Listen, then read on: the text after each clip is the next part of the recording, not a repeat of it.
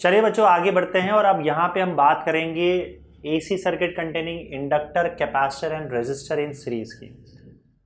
मतलब इसको शॉर्ट में हम लोग सीरीज एलसीआर सर्किट भी बोलते हैं। देखो अभी तक हमने क्या पढ़ा था कि हमने इंडिविजुअली इंडक्टर, कैपेसिटर और रेजिस्टर को एक एसी सोर्स के अक्रॉस लगा के देखा था और बाद में हमने देखा था कि भाई उसके अंदर कैसा करंट है, करंट और ईएमएफ के बीच में फेज डिफरेंस क्या है। फिर हम लोग ने फेजर डायग्राम बनाया था सबका और उसके साथ साथ हमने ग्राफ भी एनालाइज किया था सबका। यहाँ पे हम क्या करेंगे, इंडक्टर, कैपेसिटर और रेजिस्टर जो हम लोगों ने अलग अलग देखा था उसको कंबाइन करेंगे, एक साथ सीरीज में लगाएंगे और फिर उसके अक्रॉस एसी का ईएमएफ लगा देंगे, अल्टरनेटिंग ईएमएफ लगा देंगे। तो वो लगाने से पहले अब थोड़ा सा मैं एक क्विक रिकैप ले लेता हूँ कि जैसे अगर मान लो हमने जब रेजिस्टर लगाया था एक एसी सोर्स के अक्रॉस, तो हमने ईएमएफ प्रोवाइड किया था E is equal to E not sine omega T, और हमें करंट क्या मिला था, करंट भी कुछ इसी तरीके से मिला था, I is equal to I not sine omega T. तो दोनों के बीच में जो फेज डिफरेंस था वो फेज डिफरेंस जीरो था, फेज डिफरेंस करंट और ईएमएफ के बीच में जीरो था रेजिस्टर के केस में। और रेजिस्टेंस का जो वैल्यू था वो हमको क्या मिला था, E R M S upon I R M S. ये opposition to the flow of current E का वैल्यू था। That can also be equal to E nought upon I nought, एक second, okay, that can also be equal to E nought upon I nought. Peak value लो, R M S value लो, ये ratio आपको resistance दे देगा। फिर हम लोगों ने देखा था कि अगर एक इंडक्टर लगा देते हैं हम लोग इसके अक्रॉस, एसी सोर्स के अक्रॉस, और E M F E is equal to E not sine omega t देते हैं, तो ऐसे केस में हमको आई जो मिला था that was I not sine omega T minus pi by to मिला था। मतलब करंट के केस में, इंडक्टर के केस में, इंडक्टर का इंडक्टेंस अगर एल है तो इंडक्टर के केस में आपका करंट लैग करेगा और ईएमएफ लीड करेगा फेज में, और फेज डिफरेंस आपका पाई बाई टू है। तो यहाँ पे लीड कौन कर रहा था बताओ, ई लीड्स आई, ईएमएफ लीड करेगा current by pi by two radian से। अब इसमें एक और बात मैं आपको बता दूं कि देखो ऐसा नहीं है कि यहाँ पे इसका एंगल फिक्स होगा ओमेगा टी और फिर omega T minus pi by to हो जाएगा। कहने का मतलब ये है कि आपका करंट हमेशा लैग करेगा और ईएमएफ हमेशा लीड करेगा, और ईएमएफ हमेशा पाई बाई टू एंगल उससे ज़्यादा ही रहेगा। तो अगर किसी ने ये लिख दिया कि भाई देखो सर्किट में करंट फ्लो हो रहा है I is equal to I not sine omega T, मतलब करंट का ही मैंने एंगल ओमेगा टी बना दिया। एंगल कुछ भी हो सकता है, चेंज कर सकते हो। तो उस समय अगर मैं ईएमएफ की बात करूं तो ईएमएफ का value E not sine omega T plus pi by to हो जाएगा। मतलब अगर ईएमएफ ये रहा तो आपका करंट ये होगा इंडक्टर के केस में। इन शॉर्ट एंगल कुछ भी हो सकता है, टाइम के साथ एंगल बदलता जाएगा, टाइम के साथ जो आपका वैल्यू होता है एंगल का वो बदलता जाएगा, लेकिन हमेशा दोनों के बीच में जो गैप होगा, या इनिशियल फेज आपने कुछ फिक्स किया है उसके हिसाब से एंगल अलग होगा, पर दोनों के बीच में गैप हमेशा पाई बाई टू का रहेगा, और उस गैप में हमेशा करंट पीछे रहेगा और ईएमएफ आगे रहेगा। अगर हम इंडक्टर की बात करें तो ईएमएफ हमेशा लीड करेगा पाई बाई टू से। अब यहाँ पे हमने क्या किया, ईएमएफ का वैल्यू ओमेगा टी ले लिया, तो करंट तो उससे पाई बाई टू पीछे होगा, तो करंट के केस में हमने omega T minus pi by two लिख दिया, समझे। और यहाँ पे जो opposition to the flow of current होता है उसको हम इंडक्टिव रिएक्टेंस बोलते हैं एक्सएल, उसका वैल्यू होता है omega L, that is equal to E R M S upon I R M S, ठीक है। और फाइनली आपका जो लास्ट केस होगा दैट इज इंडक्टर के बाद हमने लगाया था कैपेसिटर एसी सोर्स के क्रॉस लगा दिया था, तो E is equal to E not sine omega t. इस केस में जब हमने दिया था तो हमें इस केस में करंट क्या मिला था, I is equal to I not sine omega T plus pi by two. यहाँ पे करंट लीड कर रहा है, इस केस में करंट लीड करता है, I लीड्स E कितने से, पाई बाई टू एंगल से, ठीक है। इस केस में जो आपका रिएक्टेंस था, रिएक्टेंस को हम कैपेसिटिव रिएक्टेंस बोलते हैं, that is opposition to the flow of current, और उसका वैल्यू 1 अपॉन ओमेगा सी था, and that is equal to E R M S upon I R M S. समझ गए। तो ये इतनी चीज़ें हम लोग अलग अलग करके पढ़ चुके थे। ये ध्यान रहे कि रेजिस्टेंस के केस में करंट और ईएमएफ दोनों का एंगल सेम होता है, दोनों का फेज सेम होता है, डिफरेंस जीरो होता है। रेजिस्टेंस का value E R M S upon I R M S.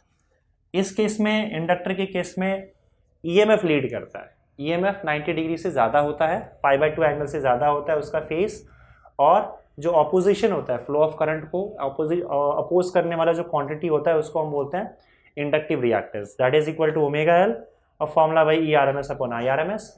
और कैपेसिटर के केस में अगर सी कैपेसिटेंस है तो इस केस में करंट लीड करेगा π/2 एंगल से, करंट लीड करेगा और opposition to the flow of current को हम यहाँ पे कैपेसिटिव रिएक्टेंस से मेजर करते हैं। कैपेसिटिव रिएक्टेंस का फॉर्मूला 1/ω/c हो जाता है।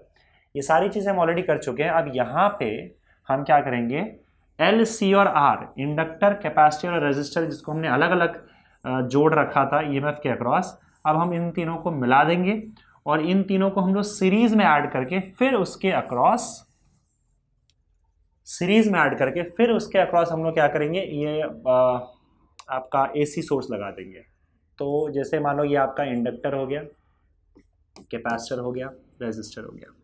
अब ऑर्डर में पहले क्या लगा रहा है उससे फर्क नहीं पड़ता है, आप पहले रेजिस्टर भी डाल सकते हो, कैपेसिटर भी डाल सकते हो, पर ये तीनों सीरीज में होना चाहिए, एल, सी, आर।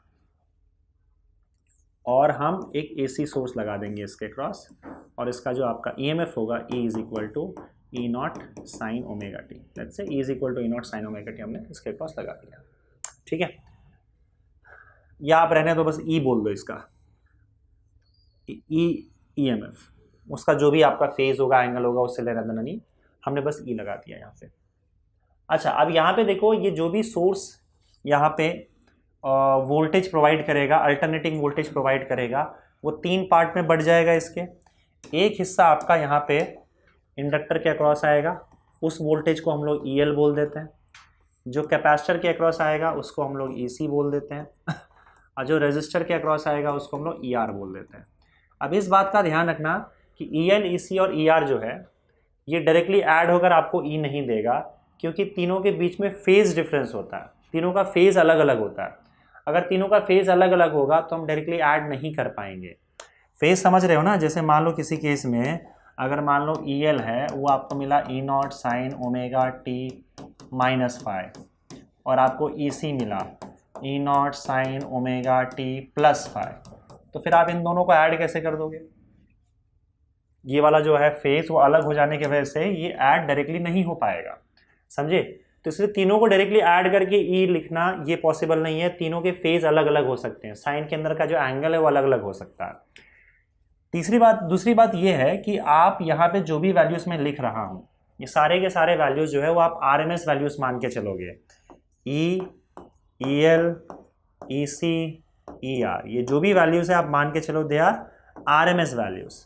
हम इस पार्ट में इसको RMS वैल्यूज मान के चलेंगे। शायद आपके टेक्स्ट बुक में जो है वो आई एम नॉट श्योर उन्होंने क्या मान के रखा हुआ है, आई डोंट नो उन्होंने ढंग से लिखा है नहीं लिखा है, पर हम यहाँ पे RMS वैल्यूज मान के चलेंगे, सारे के सारे RMS वैल्यूज है, ठीक है। और अब हम यहाँ पे क्या करेंगे, देखो बच्चों, जैसे मैंने आपको पहले ही बताया था कि जो भी क्वांटिटी साइनोसॉइडली वैरी करता है, मतलब साइन के हिसाब से चेंज होता है, जिसमें साइन आता है, उसको आप वेक्टर की तरह रिप्रेजेंट कर सकते हो। हमने वेक्टर की तरह इनको रिप्रेजेंट किया भी है, और उस वेक्टर के फॉर्म में हम क्या करते हैं, इसको वेक्टर की तरह बना देते हैं। उसमें हालांकि हम लोग मैक्सिमम वैल्यू लेते हैं, पीक वैल्यू लेते हैं, वेक्टर का जो मैग्नीट्यूड होता है वो हम पीक वैल्यू लेके, और उसके बाद साइन के अंदर का जो एंगल होता है वो एंगल हम एक्स एक्सिस के साथ यहाँ पे बना देते हैं, ठीक है। पर यहाँ पे क्योंकि हम सारे के सारे RMS वैल्यूज ले रहे हैं, तो यहाँ पे हम क्या करेंगे, सबका RMS वैल्यूज ही लेंगे, और जो वेक्टर का लेंथ होगा, वेक्टर का लेंथ भी आपका RMS वैल्यू के बराबर ही होगा, और इन सबको हम एज अ वेक्टर रिप्रेजेंट करेंगे। और वेक्टर रिप्रेजेंट करोगे वेक्टर की तरह, तो वेक्टर की तरह आप इसको ऐड भी कर दो, समझे? तो चलो शुरू करते हैं। सबसे पहले हम लोग इसका सबका फेजर डायग्राम बनाते हैं। फेजर डायग्राम में आप अपने हिसाब से, अपने कन्वीनियंस के हिसाब से एंगल चूज कर सकते हो, ठीक है। इसके थ्रू कुछ ना कुछ अमाउंट ऑफ करंट फ्लो होगा। अगर आपने EMF लगा रखा है तो करंट भी फ्लो होगा। तो हम एक काम करते हैं, पहले तो फेजर डायग्राम के लिए एक्स एक्सिस और वाई एक्सिस चूज कर लेते हैं, ठीक है। तो ये आपका रहा एक्स एक्सिस, और वाई एक्सिस यहाँ पे मैं चूज कर देता हूँ। दिस इज एक्स एक्सिस, और यहाँ पे आपका वाई एक्सिस, और ये आपका एक्स एक्सिस हो जाएगा। अब यहाँ पे देखो करना क्या बच्चों, कि आपका जस्ट अ सेकेंड, यहाँ पे आपको क्या करना है कि पहले तो करंट का एंगल हम लोग चूज कर लेंगे। अब यहाँ पे हम अज्यूम करके चलते हैं कि जो हमारा करंट का एंगल होगा वो 0 होगा। करंट का एंगल 0 मान के चलो, हम करंट का एंगल 0 मान के चलेंगे, this is value of current. तो करंट का एंगल अगर आपने 0 मान लिया, करंट का फेज 0 मान के चलोगे, ये करंट है, करंट का फेज आप 0 मान के चलो, ठीक है। करंट का फेज अगर 0 मान के चलोगे, तीनों सर्किट के थ्रू सेम करंट फ्लो हो रहा है इसके अंदर, राइट। अच्छा, तो अब आप क्या करोगे, यहाँ पे सबसे पहले हम लोग बात करेंगे इंडक्टर की। तो मुझे एक बात बताओ, इंडक्टर के केस में कौन लीड करता है, कौन लैग करता है? अभी हम लोगों ने देखा था इंडक्टर के केस में ईएमएफ लीड करता है, इंडक्टर के केस में ईएमएफ लीड करता है करंट से, वो भी 90 डिग्री ज़्यादा। तो अगर करंट का एंगल तुमने 0 मान लिया है, ये एक्स एक्सिस के साथ 0 एंगल बना रहा है, तो आपका जो ईएमएफ होगा इंडक्टर के अक्रॉस जो ईएल है, करंट से उसका एंगल 90 डिग्री ज़्यादा होता है, 90 डिग्री से लीड करता है, तो इससे 90 डिग्री ज़्यादा आपको यहाँ पे ईएल बनाना होगा। ये रहा आपका ईएल, अरे यार, तो ये आपका ईएल यहाँ पे आपको बनाना पड़ेगा। यहाँ पे ईएल क्यों बनाया बताओ? क्योंकि करंट से ईएल जो है इंडक्टर के केस में आपका ईएल ये 90 डिग्री से लीड करता है, π/2 एंगल से लीड करता है, तो आपका ईएल ऊपर चला गया। अब बात करते हैं कैपेसिटर की। कैपेसिटर के केस में करंट लीड करता है, अगर करंट लीड करता है तो आपका जो कैपेसिटर का ईएमएफ ईसी है वो लैग करेगा, और वो लैग करेगा कितने से लैग करेगा? 90 डिग्री से। तो करंट से आपको 90 डिग्री एंगल कम बनाना है, किसका? कैपेसिटर के ईएमएफ का। कैपेसिटर का जो ईएमएफ है वो यहाँ मान लो ईसी यहाँ पे आ जाएगा, तो ये हो गया आपका कैपेसिटर का ईएमएफ ईसी, ठीक है। और हम यहाँ पे फिलहाल अज्यूम करके चल रहे हैं कि हमारा ईएल जो है it is greater then EC, just right it at EL is greater then, will assume that EL is greater then EC. EC भी बड़ा होता है, अगर ईसी बड़ा होगा ईएल से तब क्या होगा मैं आपको बाद में बताऊंगा। फिलहाल यहाँ पे देख लो कि आपका ईएल ज़्यादा होगा, ईसी ज़्यादा होगा, इसके अक्रॉस जो आपका पोटेंशियल है या ईएमएफ है वो ज़्यादा होगा, कैपेसिटर के अक्रॉस कम होगा। तो करंट से π/2 एंगल लीड करता है कौन? ईएमएफ इंडक्टर के केस में। कैपेसिटर के केस में π/2 एंगल पीछे है आपका ईएमएफ, तो करंट 0 है तो वो 90 डिग्री पीछे चला जाएगा। और रेजिस्टर के केस में क्या कहना है बताओ? रेजिस्टर के केस में दोनों का एंगल सेम होता है, करंट का और ईएमएफ दोनों का एंगल सेम होता है। तो अगर तुमने करंट 0 मान के रखा है तो रेजिस्टर के केस में आपका ईएमएफ भी जो होगा ER वो भी आपका 0 ही होगा, तो EMF ER भी आपका 0 हो जाएगा। तो 3 EMF आपके पास है, EL, EC और ER, तीनों के अक्रॉस। तीनों का हमने एंगल बना के रख दिया, फेज बना के रख दिया। करंट के कंपैरिजन में एक π/2 लीड कर रहा है, दूसरा π/2 लैग कर रहा है, और तीसरा करंट का एंगल 0 है, तो रेजिस्टर का EMF जो होगा वो भी उसका 0 ही होगा, क्योंकि दोनों का एंगल सेम होता है, फेज डिफरेंस 0 होता है। अब ये तीनों, क्योंकि हम वेक्टर की तरह इसके साथ डील कर रहे हैं, तो आप तीनों को वेक्टर के हिसाब से ऐड कर दो।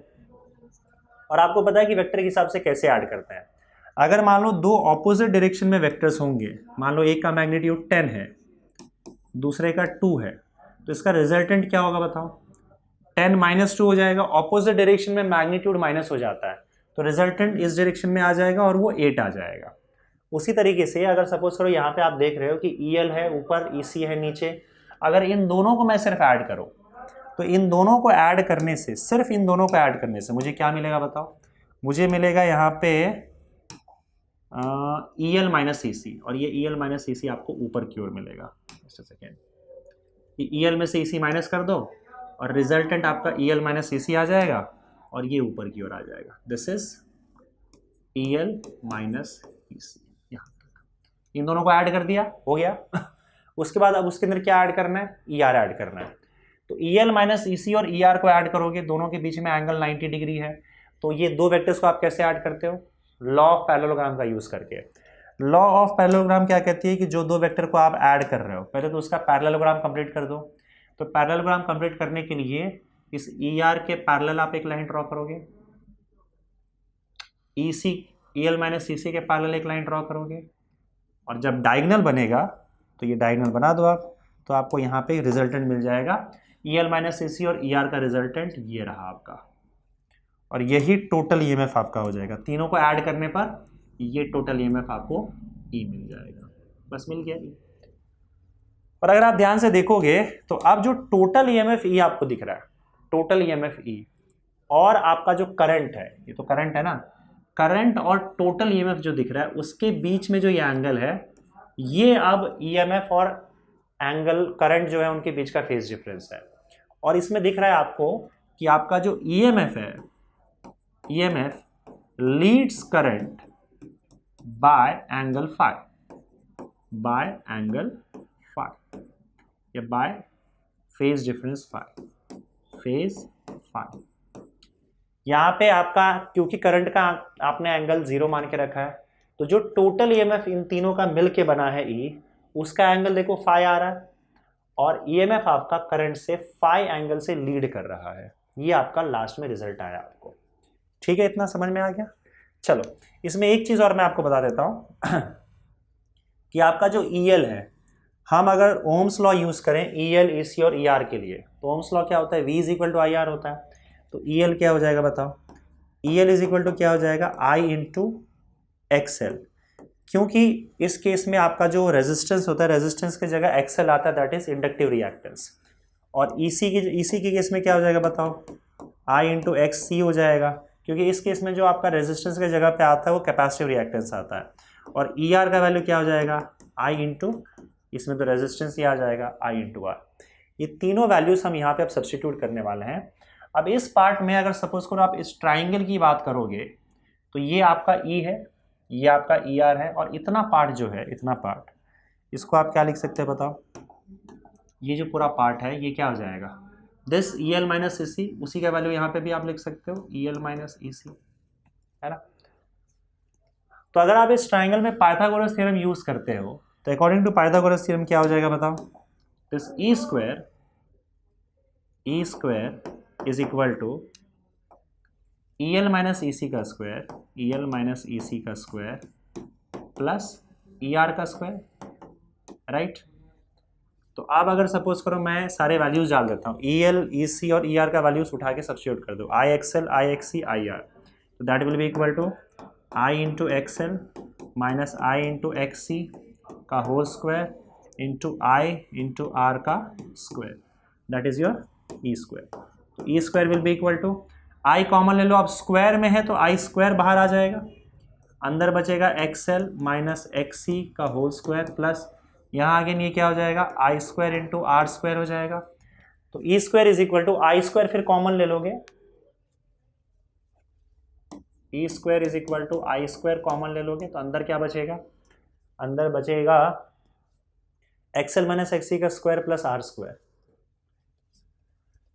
एक्सएल माइनस एक्स सी का स्क्वायर प्लस आर स्क्वायर। ठीक है, अब स्क्वायर रूट ले लो तो ई इज इक्वल टू क्या हो जाएगा, under root I square X L minus X C का square plus R square.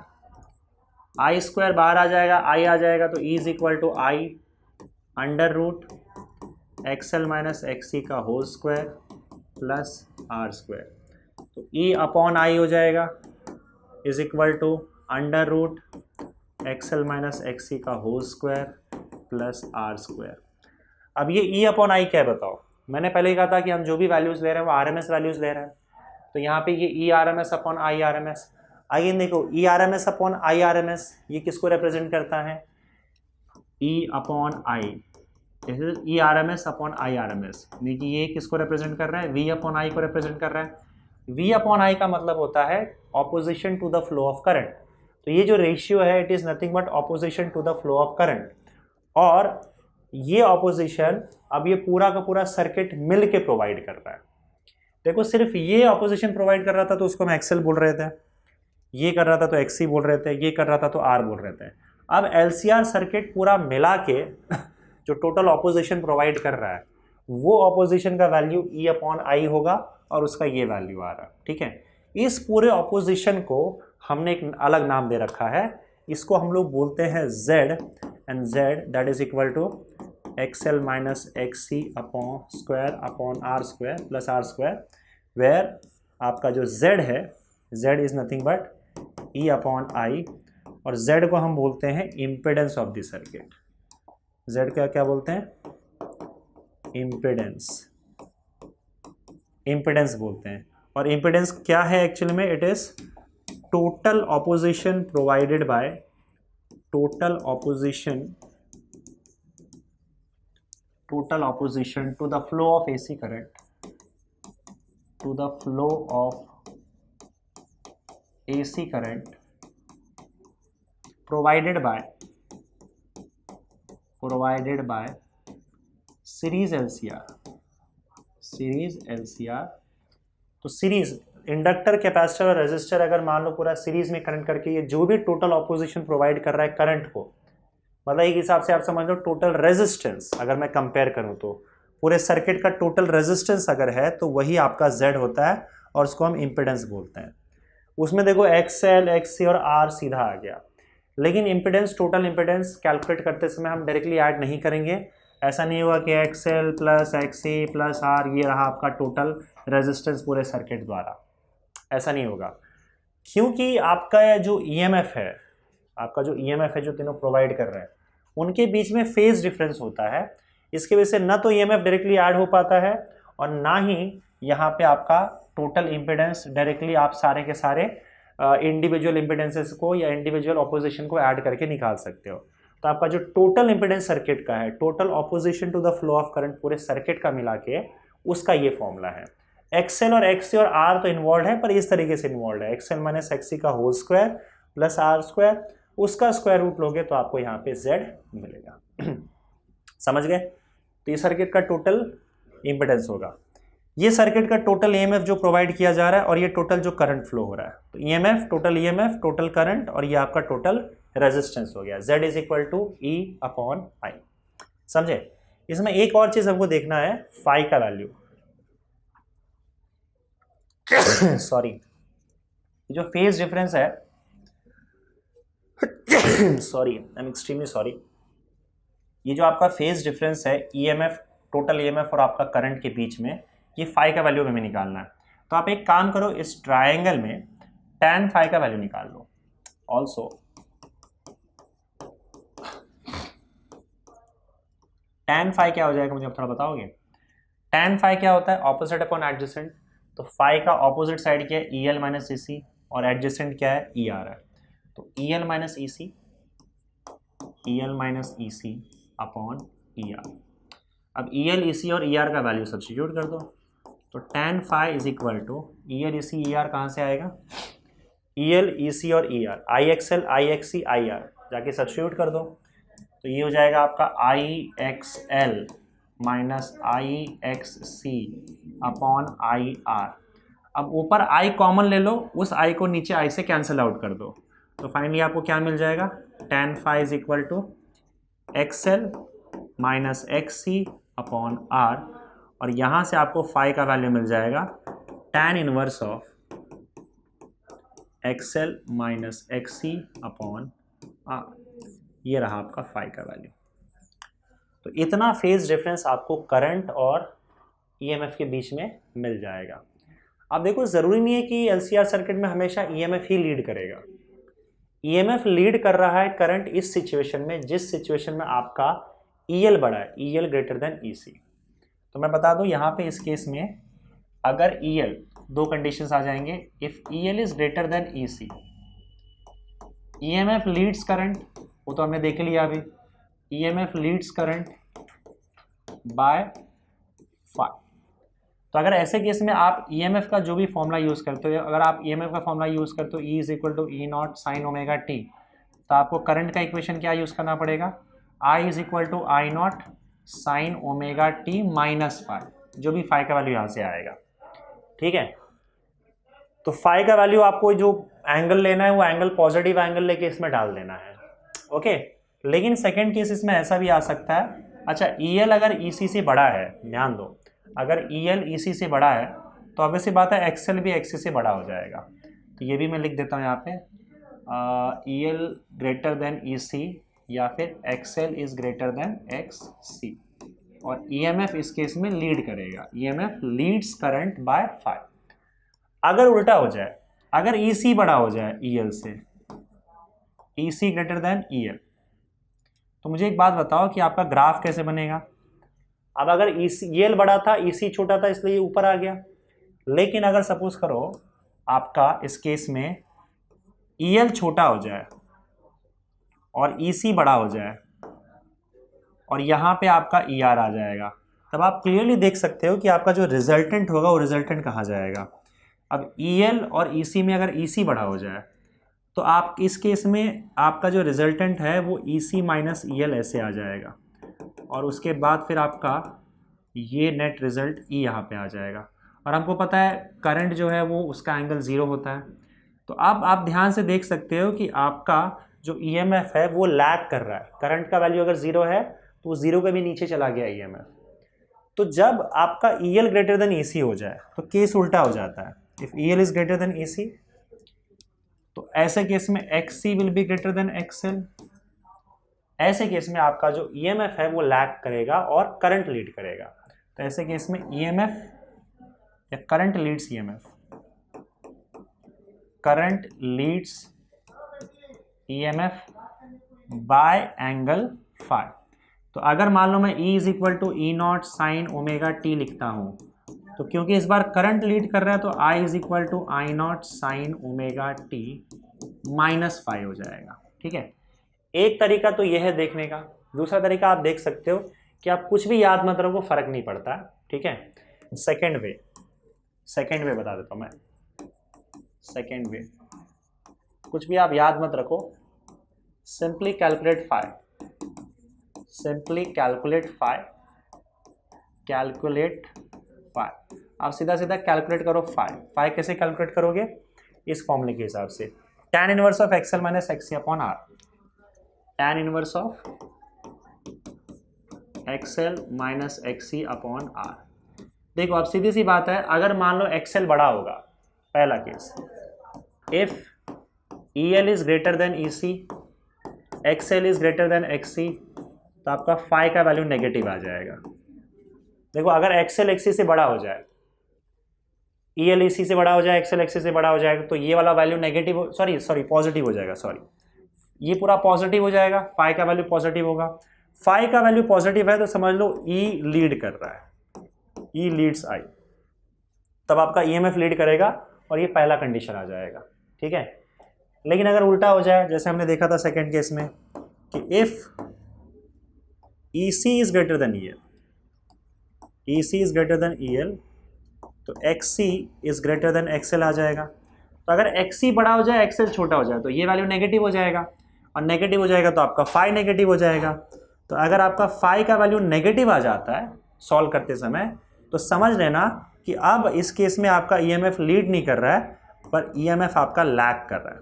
EMF lags behind I। तो इतने ही एंगल से जो भी आपका फाई का वैल्यू आया है, इतने ही एंगल से आपका EMF लैग कर रहा है। तब ये सेकंड केस आ जाएगा। सेकंड केस में इस फॉर्मूले से अपने आप आपका फाई का वैल्यू नेगेटिव हो जाएगा। ठीक है, तो आप सॉल्व करके भी पता कर सकते हो, फाई का वैल्यू नेगेटिव आया, इसका मतलब EMF नीचे चला गया, लैग कर रहा है। फाई का वैल्यू पॉजिटिव आया तो उतना ही एंगल से EMF फिर ऊपर चला जाएगा, वो लीड कर रहा है। ठीक है, इसमें एक चीज और बताई जाती है, वो आपको भी अगर याद रखना रहेगा तो याद रख सकते हो, जिसको इंपिडेंस सर्किट बोला जाता है। अब इंपिडेंस सर्किट याद रखने का बस तरीका है फॉर्मूले को। बाकी मुझे खास इंपिडेंस सर्किट खुद उतना पसंद नहीं है। उसका रीज़न ये है कि इंपिडेंस सर्किट में अब आपको कुछ चीज़ें याद रखनी है, तो उसके लिए कुछ चीज़ें याद भी रखनी पड़ती है। तो जब याद रखना ही है तो मैं इक्वेशन ही डायरेक्टली याद रख लेता हूँ। तो इंपिडेंस सर्किट कुछ बनाते ऐसे हैं, जैसे आपको ये दो फॉर्मूला याद रखना है। एक दो इंपिडेंस का फॉर्मूला Z याद रखना है, और उसके बाद आपको फाई का वैल्यू याद रखना है। तो हम क्या करते हैं, इंपिडेंस सर्किट कुछ इस तरीके से बनाते हैं। Z यहाँ पे हम फाई बना देंगे, फाई के सामने XL माइनस XC, और इसके साथ में आपका R। अब इस इंपिडेंस ट्रायंगल का यूज करके आप वो दो इक्वेशन यूज कर सकते हो। जैसे इसमें पहले तो पाइथागोरस थ्योरम लगा दो। तो पाइथागोरस थ्योरम लगाने से क्या होगा बताओ? Z will be equal to, जो हाइपोटेनस होता है, that will be equal to under root this square plus this square, XL minus XC का whole square plus R square. तो इससे आपको क्या हो जाएगा? इससे आपको इंपिडेंस का फॉर्मूला मिल जाएगा। अच्छा, इंपिडेंस का याद रखना, जो SI यूनिट होता है वो ओम होता है। ये लिख देता हूं मैं यहाँ पे, SI यूनिट ओम होगा, क्योंकि सबका ऐसा यूनिट ओम होता है जो आपने पढ़ा है यहाँ पे, मैं बताना भूल गया, एक सेकेंड। एक्सी, ऐसा यूनिट एक्सी का भी क्या होगा, ये भी ओम ही होगा, क्योंकि सारा रेजिस्टेंस का ही काम कर रहा है ना, जो भी ऑपोजिशन है उन सब का यूनिट ओम ही होगा। तो यहाँ पे अगर सपोज करो मैं इसकी बात करूं, एक्सएल की बात करूं, तो एक्सएल का भी ऐसा यूनिट क्या होगा, यहाँ पे लिख देता हूं,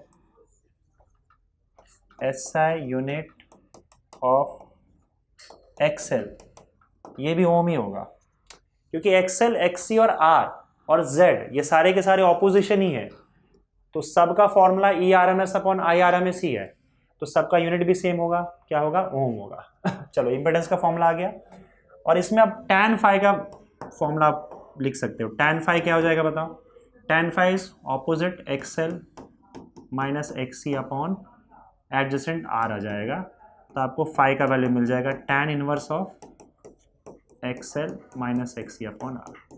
तो इसका मतलब अगर आप ये ट्राइंगल याद रखते हो तो आपको ये दो फॉर्मूला अपने आप इससे आप निकाल ले जाओगे। पर मुझे एक्चुअली दोनों फॉर्मूला ही याद रहता है, तो ट्राइंगल की ज़रूरत नहीं पड़ती है, क्योंकि ट्राइंगल में आपको फिर एक्स्ट्रा याद रखना पड़ेगा कि ये z है और फाई के सामने ही एक्सएल माइनस एक्सी आएगा और यहाँ पे आपका आर आएगा। उससे बेटर तो अगर मान लो मेरा कॉन्सेप्ट क्लियर है तो मुझे पहले से ही पता रहेगा कि यहाँ पे भाई एक्सएल माइनस एक्सी ही आएगा फाई के सामने, और मैं ये दो फॉर्मूला याद रखूँगा, तो मेरे लिए ये दो फॉर्मूला ट्राइंगल से याद करने से ज़्यादा आसान होता है, समझे। तो ठीक है, आपको इम्पेडेंस ट्राइंगल बोलते हैं इसको, सॉरी मैंने सर्किट लिख दिया है, तो इसको इम्पेडेंस ट्राइंगल बोला जाता है। इस इम्पेडेंस ट्राइंगल में अगर आपको याद है तो पाइथागोरस थ्योरम से तो पहले इम्पेडेंस का इक्वेशन मिल जाएगा, और उसके बाद tan फाई का वैल्यू यूज़ करोगे तो आपको फाई का वैल्यू मिल जाएगा। इन शॉर्ट ये ट्राइंगल अगर आप याद रखोगे तो ये z का और फाई का दोनों का इक्वेशन आपको उससे बड़े आसानी से मिल जाएगा, समझ गए। तो ये बच्चों था आपका series LCR circuit, right. Okay बच्चों, आगे बढ़ते हैं और यहाँ पे हम बात करेंगे पावर इन AC सर्किट। देखो हम DC सोर्स में जब हम बात करते हैं तो DC सोर्स में बेसिकली क्या होता है कि अगर मान लो हमारे पास एक रेजिस्टेंस है और इस रेजिस्टेंस के अक्रॉस अगर आप एक बैटरी लगाते हो, तो ऑब्वियसली बात है कि जो बैटरी है इस रेजिस्टेंस के अक्रॉस अगर इसे चार्ज भगाना है, चार्ज भगाने का मतलब होता है करंट फ्लो करवाना। करंट फ्लो करवाएगा, करंट फ्लो करवाने के लिए इसको चार्ज भगाना पड़ेगा, लेकिन रेजिस्टेंस होने की वजह से अगर इस रेजिस्टेंस के क्रॉस इसको चार्ज भगाना होगा या चार्ज भगाना है तो इसे एनर्जी सप्लाई करना पड़ेगा, इस बैटरी को एनर्जी सप्लाई करना पड़ता है। जो एनर्जी सप्लाई करता है बैटरी, हम कहते हैं कि बैटरी वर्क डन कर रहा है। वर्क डन करने का मतलब ही होता है एनर्जी ट्रांसफर करना या एनर्जी सप्लाई करना। जैसे मैं बोलूँ कि मैंने यहाँ पे 5 जूल का वर्क डन किया, इसका मतलब 5 जूल की एनर्जी ट्रांसफर हो गई। तो बैटरी ऑब्वियसली बात है चार्ज को भगाने के लिए वर्क डन करता है। वर्क डन करने का मतलब होता है एनर्जी स्पेंड करना, एनर्जी स्पेंड करता है। वो जो भी एनर्जी स्पेंड कर रहा है, जो भी वर्क डन कर रहा है चार्ज को भगाने के लिए इस रेजिस्टर के अक्रॉस, उस वर्क डन को अगर हम टाइम से डिवाइड कर दें, यानी कि 1 सेकेंड में कितना वर्क डन हो रहा है, work done per unit time, that is 1 second में कितना वर्क डन हो रहा है, इस work done per unit time को हम बोलते हैं power, power of electrical circuit. तो power is defined as work done per unit time या फिर energy spent by the battery per unit time, ताकि वो इस रेजिस्टर के अक्रॉस चार्जेस को भगा सके। हालांकि जो भी एनर्जी देता है वो एनर्जी बाद में हीट में डिसिपेट हो जाता है, ठीक है, हीट में डिसिपेट होकर बाहर चला जाता है। तो बैटरी का किया हुआ वर्क डन रेजिस्टेंस के लिए जो भी वो एनर्जी स्पेंड करता है वो हीट में चला जाता है, तो हम heat dissipated per unit time या energy spend per unit time को पावर डिफाइन करते हैं। अब जो भी वर्क डन होता है अगर इसको आप कैलकुलेट करोगे तो ये पावर का 3 फॉर्मूला आता है।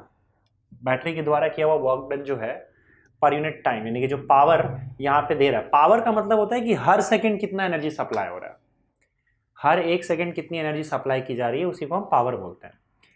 तो यहाँ पे आप देखोगे कि पावर का जब हम फॉर्मूला डिराइव कर रहे थे तो हमने फॉर्मूला में 3 फॉर्मूला देखा था पावर का, एक तो V इंटू आई, दूसरा I स्क्वायर इंटू आर, या फिर V स्क्वायर बार, ऐसे 3 फॉर्मूला होते हैं।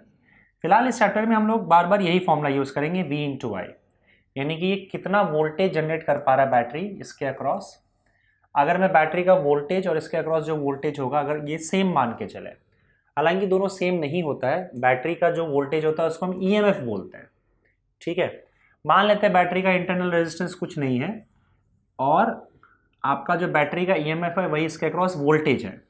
अगर ऐसा है तो फिर पावर का फॉर्मूला में V की जगह पे एप्सिलॉन आ जाएगा, यानी कि ईएमएफ आ जाएगा। तो E इंटू आई या फिर आई स्क्वायर इंटू आर या फिर एप्सिलॉन अपॉन आर, ऐसे 3 फॉर्मूले हो जाएंगे पावर के। ये पावर का फॉर्मूला है, ठीक है। हम ये वाला फॉर्मूला यूज करेंगे यहाँ पे, power is equal to EMF multiplied by current. Power जो होता है एक्चुअली पावर का जो फॉर्मूला होता है वो हम बोलते हैं वोल्टेज मल्टीप्लाइड बाय करंट। यहाँ पे वोल्टेज को हम ईएमएफ बोल रहे हैं, तो ईएमएफ मल्टीप्लाइड बाय करंट होगा, यही पावर का फॉर्मूला होगा। इतना एनर्जी एप्सिलॉन इंटू आई की अगर मैं बात करूँ, ईएमएफ इंटू आई, इसका मतलब इतना एनर्जी बैटरी हर सेकेंड में स्पेंड कर रहा है इस रेजिस्टर पर ताकि वो करंट को भगा सके। EMF multiplied by current. अब अगर हम बात करें एसी करंट की, तो एसी करंट में प्रॉब्लम क्या है कि आपका ईएमएफ अल्टरनेटिंग होता है, करंट अल्टरनेटिंग होता है। तो ईएमएफ और करंट का एक वैल्यू नहीं होता है, बल्कि बार बार कंटिन्यूसली वैल्यूज बदलता चला जाता है। तो पावर का भी एक वैल्यू नहीं हो सकता, बल्कि कंटिन्यूसली पावर का वैल्यू भी बदलता चला जाएगा। मतलब अलग अलग टाइम पे आपका जो पावर होता है वो अलग अलग होता है, समझे। तो हम क्या करते हैं यहाँ पे फिर से एवरेज पावर निकालते हैं। एवरेज पावर पूरे एक साइकिल का निकालते हैं। तो वही देखते हैं कि किस तरह से निकाला जाता है। सबसे पहले हम लोग क्या करेंगे यहाँ पे, और ये अलग अलग सर्किट के लिए अलग अलग होगा। हमने 3 टाइप के सर्किट पढ़े थे। रेजिस्टर के अक्रॉस जब हमने ईएमएफ लगाया था तब का सर्किट, इंडक्टर के अक्रॉस ईएमएफ लगाया था अल्टरनेटिंग ईएमएफ, और उसके बाद फिर आपका कैपेसिटर के अक्रॉस लगाया था, और लास्ट में हमने क्या किया था, तीनों को सीरीज में कंबाइन कर दिया था। तो हम पावर डिसिपेटेड या जो पावर सप्लाई किया जा रहा है आपके ईएमएफ द्वारा या आपके सोर्स द्वारा, ये हम इन चारों सर्किट में देखेंगे। पहले हम बात करेंगे रेजिस्टर की, उसके बाद इंडक्टर की, कैपेसिटर की, फिर तीनों को सीरीज में लगा देंगे, सीरीज एलसीआर सर्किट की। फिलहाल हम यहाँ पे बात कर रहे हैं average power to resistor in AC circuit. तो रेजिस्टर के लिए जो पावर सप्लाई किया जाता है आपके बैटरी द्वारा या अल्टरनेटिंग ईएमएफ द्वारा अक्रॉस रेजिस्टर, तो कितना पावर जनरेट होता है ये हम लोग यहाँ पे देखेंगे। तो फिलहाल हम सिर्फ रेजिस्टर की बात करेंगे। मान लो आपके पास रेजिस्टर है, आपने ईएमएफ ई सप्लाई कर दिया और इस ईएमएफ का वैल्यू है E is equal to E not sine omega T. अब रेजिस्टर के केस में हमें पता है कि ईएमएफ और करंट के बीच में कोई फेज डिफरेंस नहीं होता, दोनों का फेज सेम होता है। तो और करंट का इक्वेशन भी हमारे पास आता है I is equal to I not sine omega T. Current और ईएमएफ दोनों टाइम पर डिपेंड करते हैं, टाइम के साथ चेंज होते हैं। तो पावर भी टाइम के साथ चेंज होता है। तो पावर भी यहाँ पे क्या होता है, इंस्टेंट होता है, इंस्टेंटेनियस होता है, अलग अलग टाइम पे अलग अलग होता है।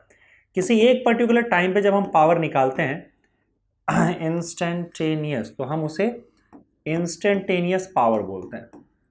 Sorry, instantaneous power P is equal to, power का फॉर्मूला क्या देखा था, ईएमएफ मल्टीप्लाइड बाय करंट या वोल्टेज मल्टीप्लाइड बाय करंट। तो वोल्टेज E हो जाएगा मल्टीप्लाइड बाय करंट I हो जाएगा। तो ये इंस्टेंटेनियस पावर हो गया। और E का वैल्यू आप सब्स्टिट्यूट करोगे तो क्या हो जाएगा, E not sine omega T, और I का वैल्यू सब्स्टिट्यूट करोगे तो क्या हो जाएगा, I not sine omega T. तो फाइनली आपका इंस्टेंटेनियस पावर का फॉर्मूला क्या बनेगा बताओ, E nought into I not sine omega T sine square omega T बच जाएगा। ये इंस्टेंटेनियस पावर हो गया। लेकिन हमें क्या चाहिए, ये तो अलग अलग टाइम पे अलग अलग होगा। तो हम यहाँ पे क्या करते हैं, एवरेज पावर डिफाइन करते हैं। Average power over one cycle, over one complete cycle. एक कंप्लीट साइकिल करने पर जो एवरेज पावर हमको मिलेगा रेजिस्टर के अक्रॉस, वो क्या होगा, तो पी एवरेज। इस एवरेज पावर को डिफाइन कैसे किया जाता है, ध्यान से देखो, work done in one cycle, EMF के द्वारा किया गया work done in one cycle divided by time for one cycle. एक साइकिल के लिए कितना टाइम लग रहा है, टाइम फॉर वन साइकिल। ये आपका एवरेज पावर का डेफिनेशन है। अब देखो, अगर मैं पावर की बात करूं तो मैंने अभी जैसे आपको बताया था, power is equal to work done upon time होता है। तो work done is equal to क्या हो जाएगा, पावर इनटू टाइम हो जाएगा। अगर पावर कांस्टेंट रहा तो, अगर पावर कांस्टेंट नहीं है, जो कि यहाँ पे आप देख सकते हो कि पावर टाइम के साथ चेंज हो रहा है, तो ऐसे केस में हम वर्क डन का फॉर्मूला लिख सकते हैं integration of P D t, integration of P D T. अगर पावर कांस्टेंट है तो पावर इनटू टाइम कर दो, नहीं तो पी डी टी निकालो, उसको इंटीग्रेट कर दो, यही वर्क डन का फॉर्मूला आ जाएगा। तो अगर मैं वर्क डन की बात करूं यहाँ पे तो कैसे निकालेंगे हम लोग, integration of P D t और टोटल टाइम फॉर एक साइकिल के जो टाइम लगता है उससे हम लोग टाइम पीरियड बोलते हैं, और टाइम पीरियड क्या होता है, कैपिटल टी। अच्छा, हम क्योंकि एक साइकिल के लिए निकाल रहे हैं तो हमारा इंटीग्रेशन जो होगा वो 0 से लेकर कैपिटल टी तक होगा, क्योंकि विथ रिस्पेक्ट टू टाइम हम इंटीग्रेट कर रहे हैं, तो 0 से लेकर टी तक होगा। पावर इनटू टाइम आपको वर्क डन मिल जाएगा, इसको इंटीग्रेट करोगे तो वर्क डन वन साइकिल, क्योंकि 0 से लेकर टी तक इंटीग्रेट किया है, और एक साइकिल का टाइम जो होता है वो आपका टी होता है, that is time period of, ये टाइम पीरियड इसका जो भी होगा साइकिल कंप्लीट करने का। अब यहां से आप एक काम करो, इसको मैं 1/t लिख देता हूं, है ना, नीचे है ना ये 1/t, integration from 0 to T, P का वैल्यू हम यहां से सब्स्टिट्यूट करते हैं, क्या आएगा, E not I not sine square omega T, E not I not sine square omega T D T. Okay, E not I nought बाहर आ जाएगा तो E not I not upon T हो जाएगा, और अंदर बचेगा आपका sine square omega T into D T from 0 to T. अब क्वेश्चन ये है कि sign square omega T D T, देखो साइन स्क्वायर थीटा का यहाँ पे अगर आप इंटीग्रेशन करोगे फ्रॉम 0 टू टी तो कैसे आएगा बताओ। देखो यहाँ पे इसका तरीका है, तरीका आपने मैथमेटिक्स में सीखा होगा, अगर नहीं सीखा है मतलब साइन स्क्वायर का इंटीग्रेशन करने का तभी आप सीख लो। देखो एक फॉर्मूला होता है sine square theta is equal to 1 minus cos 2 theta by 2, ये फॉर्मूला है 1 माइनस कॉस 2 थीटा बाई 2, ये ट्रिग्नोमेट्री का एक फॉर्मूला है, हम यही यूज़ करेंगे। साइन स्क्वायर थीटा को आप 1 माइनस कॉस 2 थीटा बाई 2 लिख सकते हो। तो यहाँ पे अगर आप देखोगे तो एवरेज पावर क्या हो जाएगा बताओ, average power is equal to E not I naught divided by T, ये तो ऐसे ही रहेगा। साइन स्क्वायर थीटा को आप लिख सकते हो 1 माइनस कॉस 2 थीटा बाई 2, तो यहाँ पे हम इंटीग्रेशन फ्रॉम 0 टू टी लिख देते हैं और साइन स्क्वायर थीटा को लिखेंगे 1 माइनस कॉस 2 थीटा बाई 2, तो 1 माइनस कॉस 2 ओमेगा टी, क्योंकि थीटा की जगह पे यहाँ पे क्या है ओमेगा टी है, होल डिवाइडेड बाय 2 आ जाएगा इंटू डी टी। तो यहाँ से अगर आप देखो यहाँ पे तो P average is equal to E not I naught divided by, ये 2 बाहर आ जाएगा इंटीग्रेशन की 2t, और ये इंटीग्रेशन अब 2 पार्ट में बढ़ जाएगा 1 और cos 2 ओमेगा टी, तो इंटीग्रेशन ऑफ 1 dt आ जाएगा, पहले तो इंटीग्रेशन ऑफ 1 dt, dt अंदर मल्टीप्लाई करो, फिर आपका माइनस 2 बाहर ले लिया, integration of cos 2 omega T dt, ठीक है, इस तरीके से, और ये इंटीग्रेशन चलेगा 0 से लेकर t तक, 0 से लेकर t तक। चलिए आगे बढ़ते हैं। अब बताओ ये क्या हो जाएगा, E not I not upon 2t, integration of 1 dt क्या होगा, देखो इंटीग्रेशन ऑफ dt जो होता है वो t होता है, 1 मतलब आप भूल सकते हो इसको, 1 हटाई दो, 1 का कोई मतलब नहीं बनता, 1 बाहर आ जाएगा, इंटीग्रेशन ऑफ dt t होता है, इंटीग्रेशन ऑफ dx x होता है, तो इंटीग्रेशन ऑफ dt क्या हो जाएगा, t हो जाएगा। तो ये आपका t, और लिमिट कहाँ से कहाँ तक जाएगा, 0 से लेकर t तक जा रहा है, ठीक है, डेफिनेट इंटीग्रेशन है, 0 से t तक लिमिट लगाएंगे, फिर माइनस लिखेंगे यहाँ पे, और इस वाले पार्ट पे आता है cos थीटा का इंटीग्रेशन साइन थीटा होता है, क्या होता है, साइन थीटा, तो cos 2 ओमेगा टी का इंटीग्रेशन क्या हो जाएगा, साइन 2 ओमेगा टी, यहाँ तक तो ठीक है। लेकिन इंटीग्रेशन के दौरान अब देखो हम with respect to T differentiate कर रहे हैं, तो टी के साथ जो भी एक्स्ट्रा कांस्टेंट लगा होगा इंटीग्रेशन में हम आंसर में उसको उससे डिवाइड कर देते हैं, तो आपको 2 ओमेगा से डिवाइड करना होगा, क्योंकि टी अकेला नहीं है, टी के साथ 2 ओमेगा लगा हुआ है, और फिर सॉरी सॉरी, और फिर यहां से इसको 0 से लेकर टी तक इसको भी इंटीग्रेट कर देंगे, ठीक है। ये लिमिट यहां पे अलग से अप्लाई करना है, यहां पे अलग से अप्लाई करना है, तो यहां पे देखो आपका क्या हो जाएगा, E not I not upon 2t, यहां तक तो ठीक है। अब देखो t की जगह पे, अच्छा ये स्मॉल t होगा, आई एम एक्सट्रीमली सॉरी बच्चों, dt का इंटीग्रेशन स्मॉल t होगा, कैपिटल T नहीं होगा। dt का जो इंटीग्रेशन होगा वो स्मॉल t होगा। अब यहाँ पे लिमिट अप्लाई करोगे। लिमिट कैसे अप्लाई करते हो? पहले तो अपर लिमिट लिखो, फिर माइनस लिखो और फिर लोअर लिमिट लिखो। माइनस ये वाला काम हो गया, इसका भी यही होगा। इस पूरे पार्ट में t ढूंढो, t की जगह पे पहले अपर लिमिट लिखो। तो अपर लिमिट लिखोगे तो क्या हो जाएगा? Sine 2 omega capital T upon 2 omega, फिर माइनस और फिर t की जगह पे लोअर लिमिट लिख दो। अब साइन 0 जो होता है वो 0 हो जाता है, तो ये पार्ट आपका 0 हो जाएगा। ठीक है, ये आ गया। चलिए अब ये क्या हो जाएगा बताओ? E not I not upon 2t। आप फटाफट स्टेप्स जो है ना बीच का स्किप करके लिख सकते हो, क्योंकि मैं आपको एक एक करके डिटेल में इसलिए एक्सप्लेन कर रहा हूँ ताकि आपको स्टेप्स समझ में आ जाए। ये पूरा का पूरा मैथमेटिक्स है, इसमें अगर आपने थोड़ा सा जल्दी भी कर लिया और एक आध स्टेप मिस भी कर दिया तो कोई प्रॉब्लम नहीं होगा, क्योंकि इतनी मैथमेटिक्स आपको एक्सप्लेन करने की ज़रूरत यहाँ पे नहीं है, उतना एक्सपेक्टेड नहीं है। मैं इसलिए बता रहा हूँ ताकि आपको समझ में आ जाए, आपको ये ना लगे कि भाई यहाँ ये स्टेप समझ नहीं आया, इसलिए मैं आराम से एक एक स्टेप कर रहा हूँ इंटीग्रेशन का। अब देखो ये तो हो जाएगा t आपका, t माइनस, अब यहाँ देखते हैं साइन 2 ओमेगा t। अब ये याद रहे आपको कि ओमेगा का जो वैल्यू होता है, ओमेगा का वैल्यू वो होता है 2 पाई बाय टी। ओमेगा का वैल्यू क्या होता है? 2 पाई बाय टी। तो यहां ओमेगा का वैल्यू सब्स्टिट्यूट कर दो तो क्या हो जाएगा?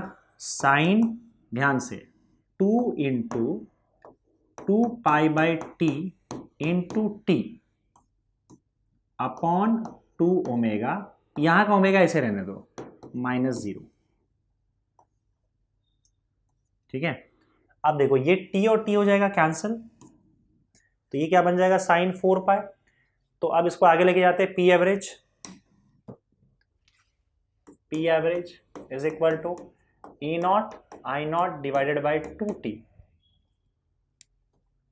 E not I naught divided by 2t, t minus sine 4 pi upon 2 pi, sine 4 pi upon 2 omega.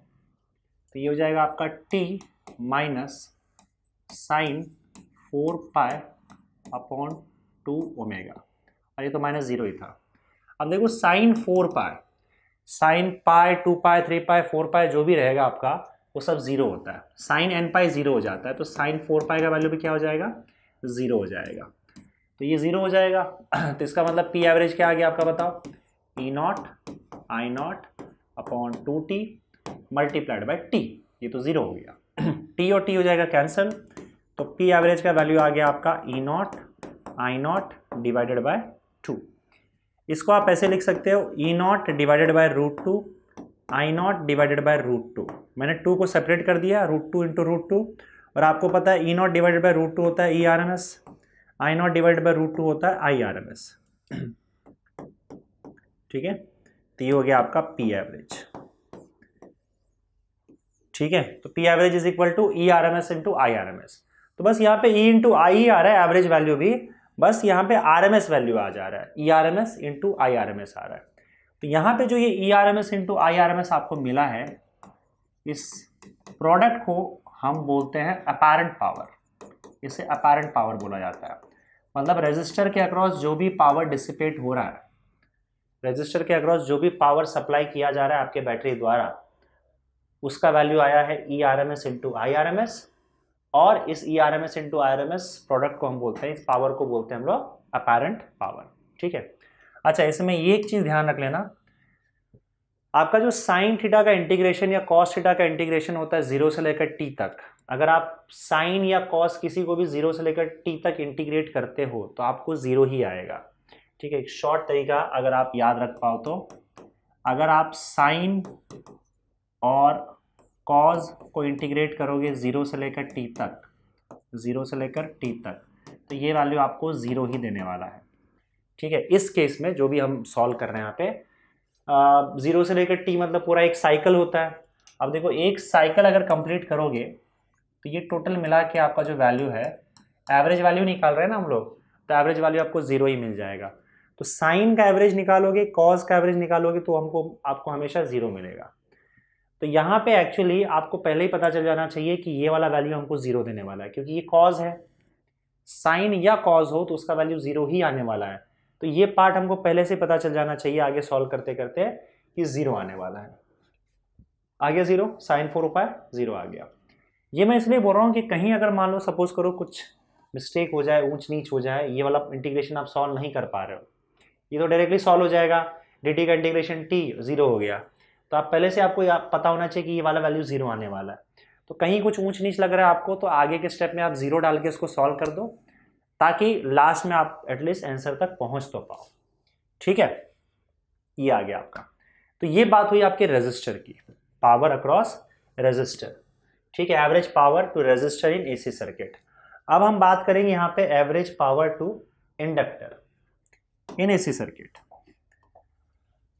Average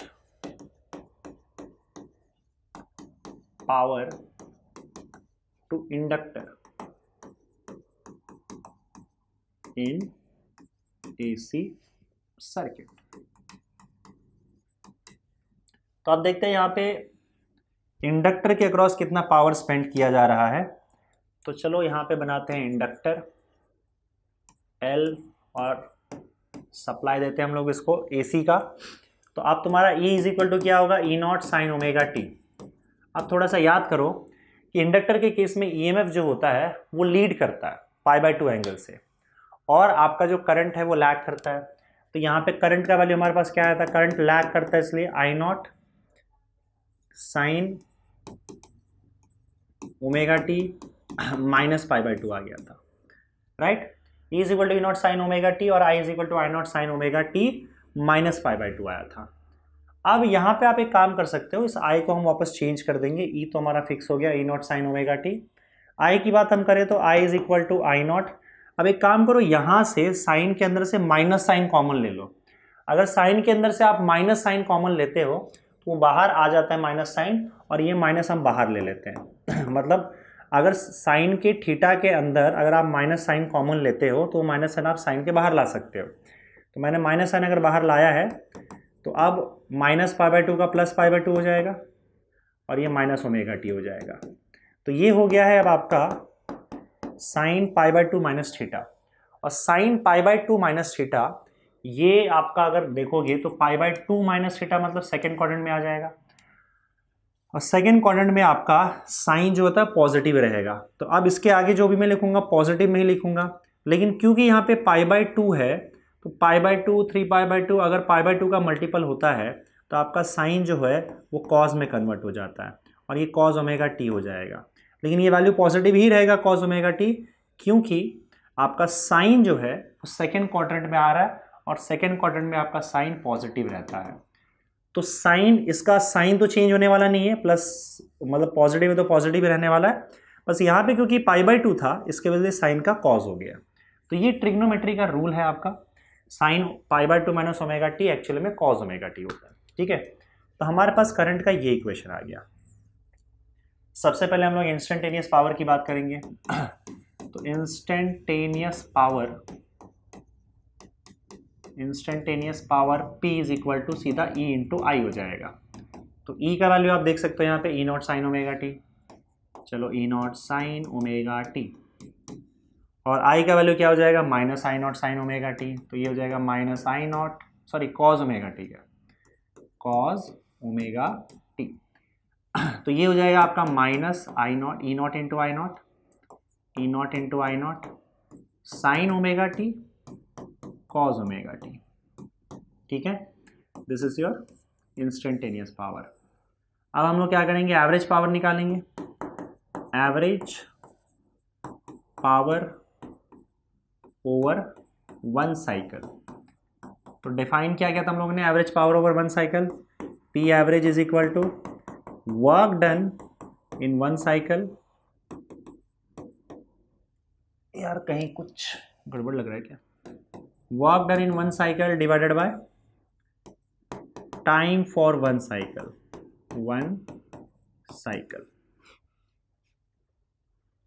that is equal to integration from 0 to t p dt। ये सब कर चुके हम लोग, बस फिर से वापस मैं लिख रहा हूँ और कुछ नहीं। तो आगे अगर कंप्लीट करेंगे और बढ़ेंगे आगे तो p average is equal to क्या हो जाएगा, 0 टू t 1/t ले लेते हैं, ये 1/t 1/t integration from 0 to t p dt। तो p का वैल्यू क्या है यहाँ पे minus E not I not sine omega T cos omega T dt, right, यही होगा। तो minus E not I not constant है, बाहर आ जाएगा, minus E not I not upon T. अब एक काम हम और यहाँ पे करेंगे, इसको किसी और मतलब ये फॉर्मूला है और फॉर्मूला से हम क्या करेंगे, इसको किसी और चीज़ में कन्वर्ट करेंगे। कैसे कन्वर्ट करोगे, तो ऊपर नीचे आप 2 से मल्टीप्लाई कर दो, ऊपर नीचे 2 से मल्टीप्लाई करना है। तो मैं क्या कर रहा हूँ यहाँ पे, ध्यान से देखो, इंटीग्रेशन फ्रॉम 0 to t, ऊपर मैंने 2 लिख दिया, 2 sign omega T cos omega T, और फिर नीचे भी 2 लिख दिया, ऊपर नीचे 2 से मल्टीप्लाई कर दिया dt। ये नीचे का 2 बाहर लेके आ जा, तो minus E not I not upon 2t, और ये हो जाएगा इंटीग्रेशन फ्रॉम 0 to t। यहाँ से देखो sine 2 theta, 2 sine theta cos theta, एक फॉर्मूला है यहाँ पे, अगर आप देखो तो 2 साइन थीटा, मैं नीचे लिख रहा हूँ यहाँ पे, 2 साइन थीटा कॉस थीटा जो होता है वो साइन 2 थीटा होता है। ध्यान से, 2 साइन थीटा कॉस थीटा क्या होता है, साइन 2 थीटा होता है।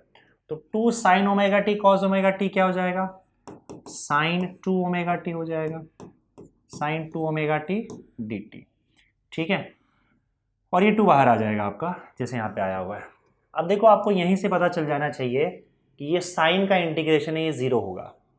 फ्रॉम 0 to t अगर आप साइन का इंटीग्रेशन करते हो तो ये 0 होता है, लेकिन फिर भी इसको हम सॉल्व करेंगे आगे, कोई प्रॉब्लम नहीं है। It is equal to minus E not I not upon 2t। अब इसके बाद इसको सॉल्व करने का क्या तरीका है, आपको साइन, यहाँ पे अब साइन है ना, साइन का इंटीग्रेशन क्या होता है, चलो इसको यहाँ से सॉल्व करेंगे। साइन का इंटीग्रेशन क्या होता है, साइन का इंटीग्रेशन होता है minus cos 2 omega T, minus cos 2 omega T, और ये इंटीग्रेशन 0 से t तक जाएगा। अब ये माइनस और ये माइनस आगे प्लस हो जाएगा, इसको बाहर ले लो, तो हो जाएगा E not I not upon 2t, और अंदर आपका क्या होगा, देखो कॉस 2, ध्यान से फिर से, ओमेगा की जगह पे हम 2π/t लिख सकते हैं, और ये जो t आपको दिखाई दे रहा है, इस t के जगह पे आप पहले कैपिटल T लिखो, फिर लिखो माइनस, नहीं तो एक काम करो ऐसे लिख दो, cos 2 ओमेगा कैपिटल T पहले, तो फिर लिखो माइनस, और फिर इस t के जगह पे 0 लिख दो, 0 डाल दो, तो cos 0 हो जाएगा, ठीक है। ये इस तरह से आ गया। अब that is equal to E not I not upon 2t cos 2 omega T, तो cos 2, और ओमेगा आपको पता है 2π/t होता है, तो 2π/t into T minus cos 0 1 होता है, t और t कैंसल आउट हो जाएगा। तो अब ये क्या हो जाएगा बताओ, आगे बढ़ते हैं। P average is equal to E not I not upon 2t, E not I not upon 2t, cos 2 into 2π क्या हो जाएगा, cos 4π माइनस 1, cos 4π माइनस 1। अब मैं आपको बता दूं कि cos 4π का जो वैल्यू होता है वो भी 1 होता है। देखो cos 2π, cos 0 और cos 4π सबका वैल्यू 1 ही होता है। तो इस हिसाब से आपका पी एवरेज का वैल्यू क्या आ गया, E not I not upon 2t, cos 4π मतलब 1 माइनस 1, तो ये 0 हो जाएगा, तो इसका मतलब पी एवरेज आपका 0 हो जाएगा। So there is no power supply or average power across inductor in AC circuit is 0। मतलब आपका इंडक्टर जो है वो कोई भी पावर डिसिपेट नहीं करता है, उसके अक्रॉस कोई पावर लॉस नहीं होता, इंडक्टर कोई भी पावर कंज्यूम नहीं करता है सोर्स से, समझे। या फिर आप बोल सकते हो कि इंडक्टर के अक्रॉस कोई पावर सप्लाई ये नहीं देता है करंट फ्लो करवाने के लिए, कौन, आपका जो ये जो बैटरी है या फिर आप सोर्स बोल लो उसको। इन शॉर्ट अगर इंडक्टर लगा है तो इंडक्टर के अक्रॉस ये पावर दे के उसको वेस्ट नहीं करवाता। पावर सप्लाई का मतलब कितना पावर डिसिपेट हो रहा है और हीट में कन्वर्ट हो रहा है। तो इंडक्टर आपका कभी हीट प्रोड्यूस नहीं करता है सिस्टम में, तो आपका कोई पावर लॉस नहीं होता है, क्योंकि हमने देखा कि एवरेज पावर जो है वो इंडक्टर के अक्रॉस 0 आ रहा है, तो कोई एनर्जी हीट के फॉर्म में वेस्ट नहीं होता है। इंडक्टर लगाओगे तो वो करंट को अपोज ज़रूर करता है, पर उसकी एनर्जी वेस्ट नहीं होती है, वो हीट में कन्वर्ट नहीं होता है। वो अपोज करके बैटरी से पावर खींच के उसको एनर्जी को हीट में कन्वर्ट नहीं करता। So there is no power loss across inductor. Resistor के अक्रॉस होता है, रेजिस्टर के अक्रॉस एवरेज पावर लॉस एक साइकिल में कितना होता है, ERMS इंटू IRMS, लेकिन इंडक्टर के अक्रॉस कोई पावर लॉस नहीं होता। समझे?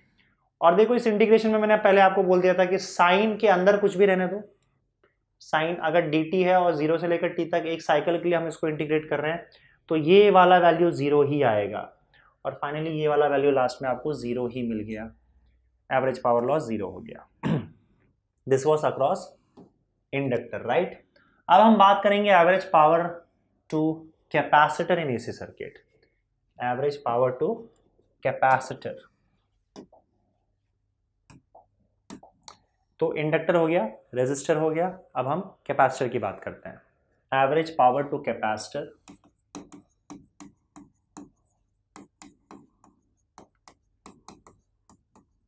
Average power to capacitor in AC circuit.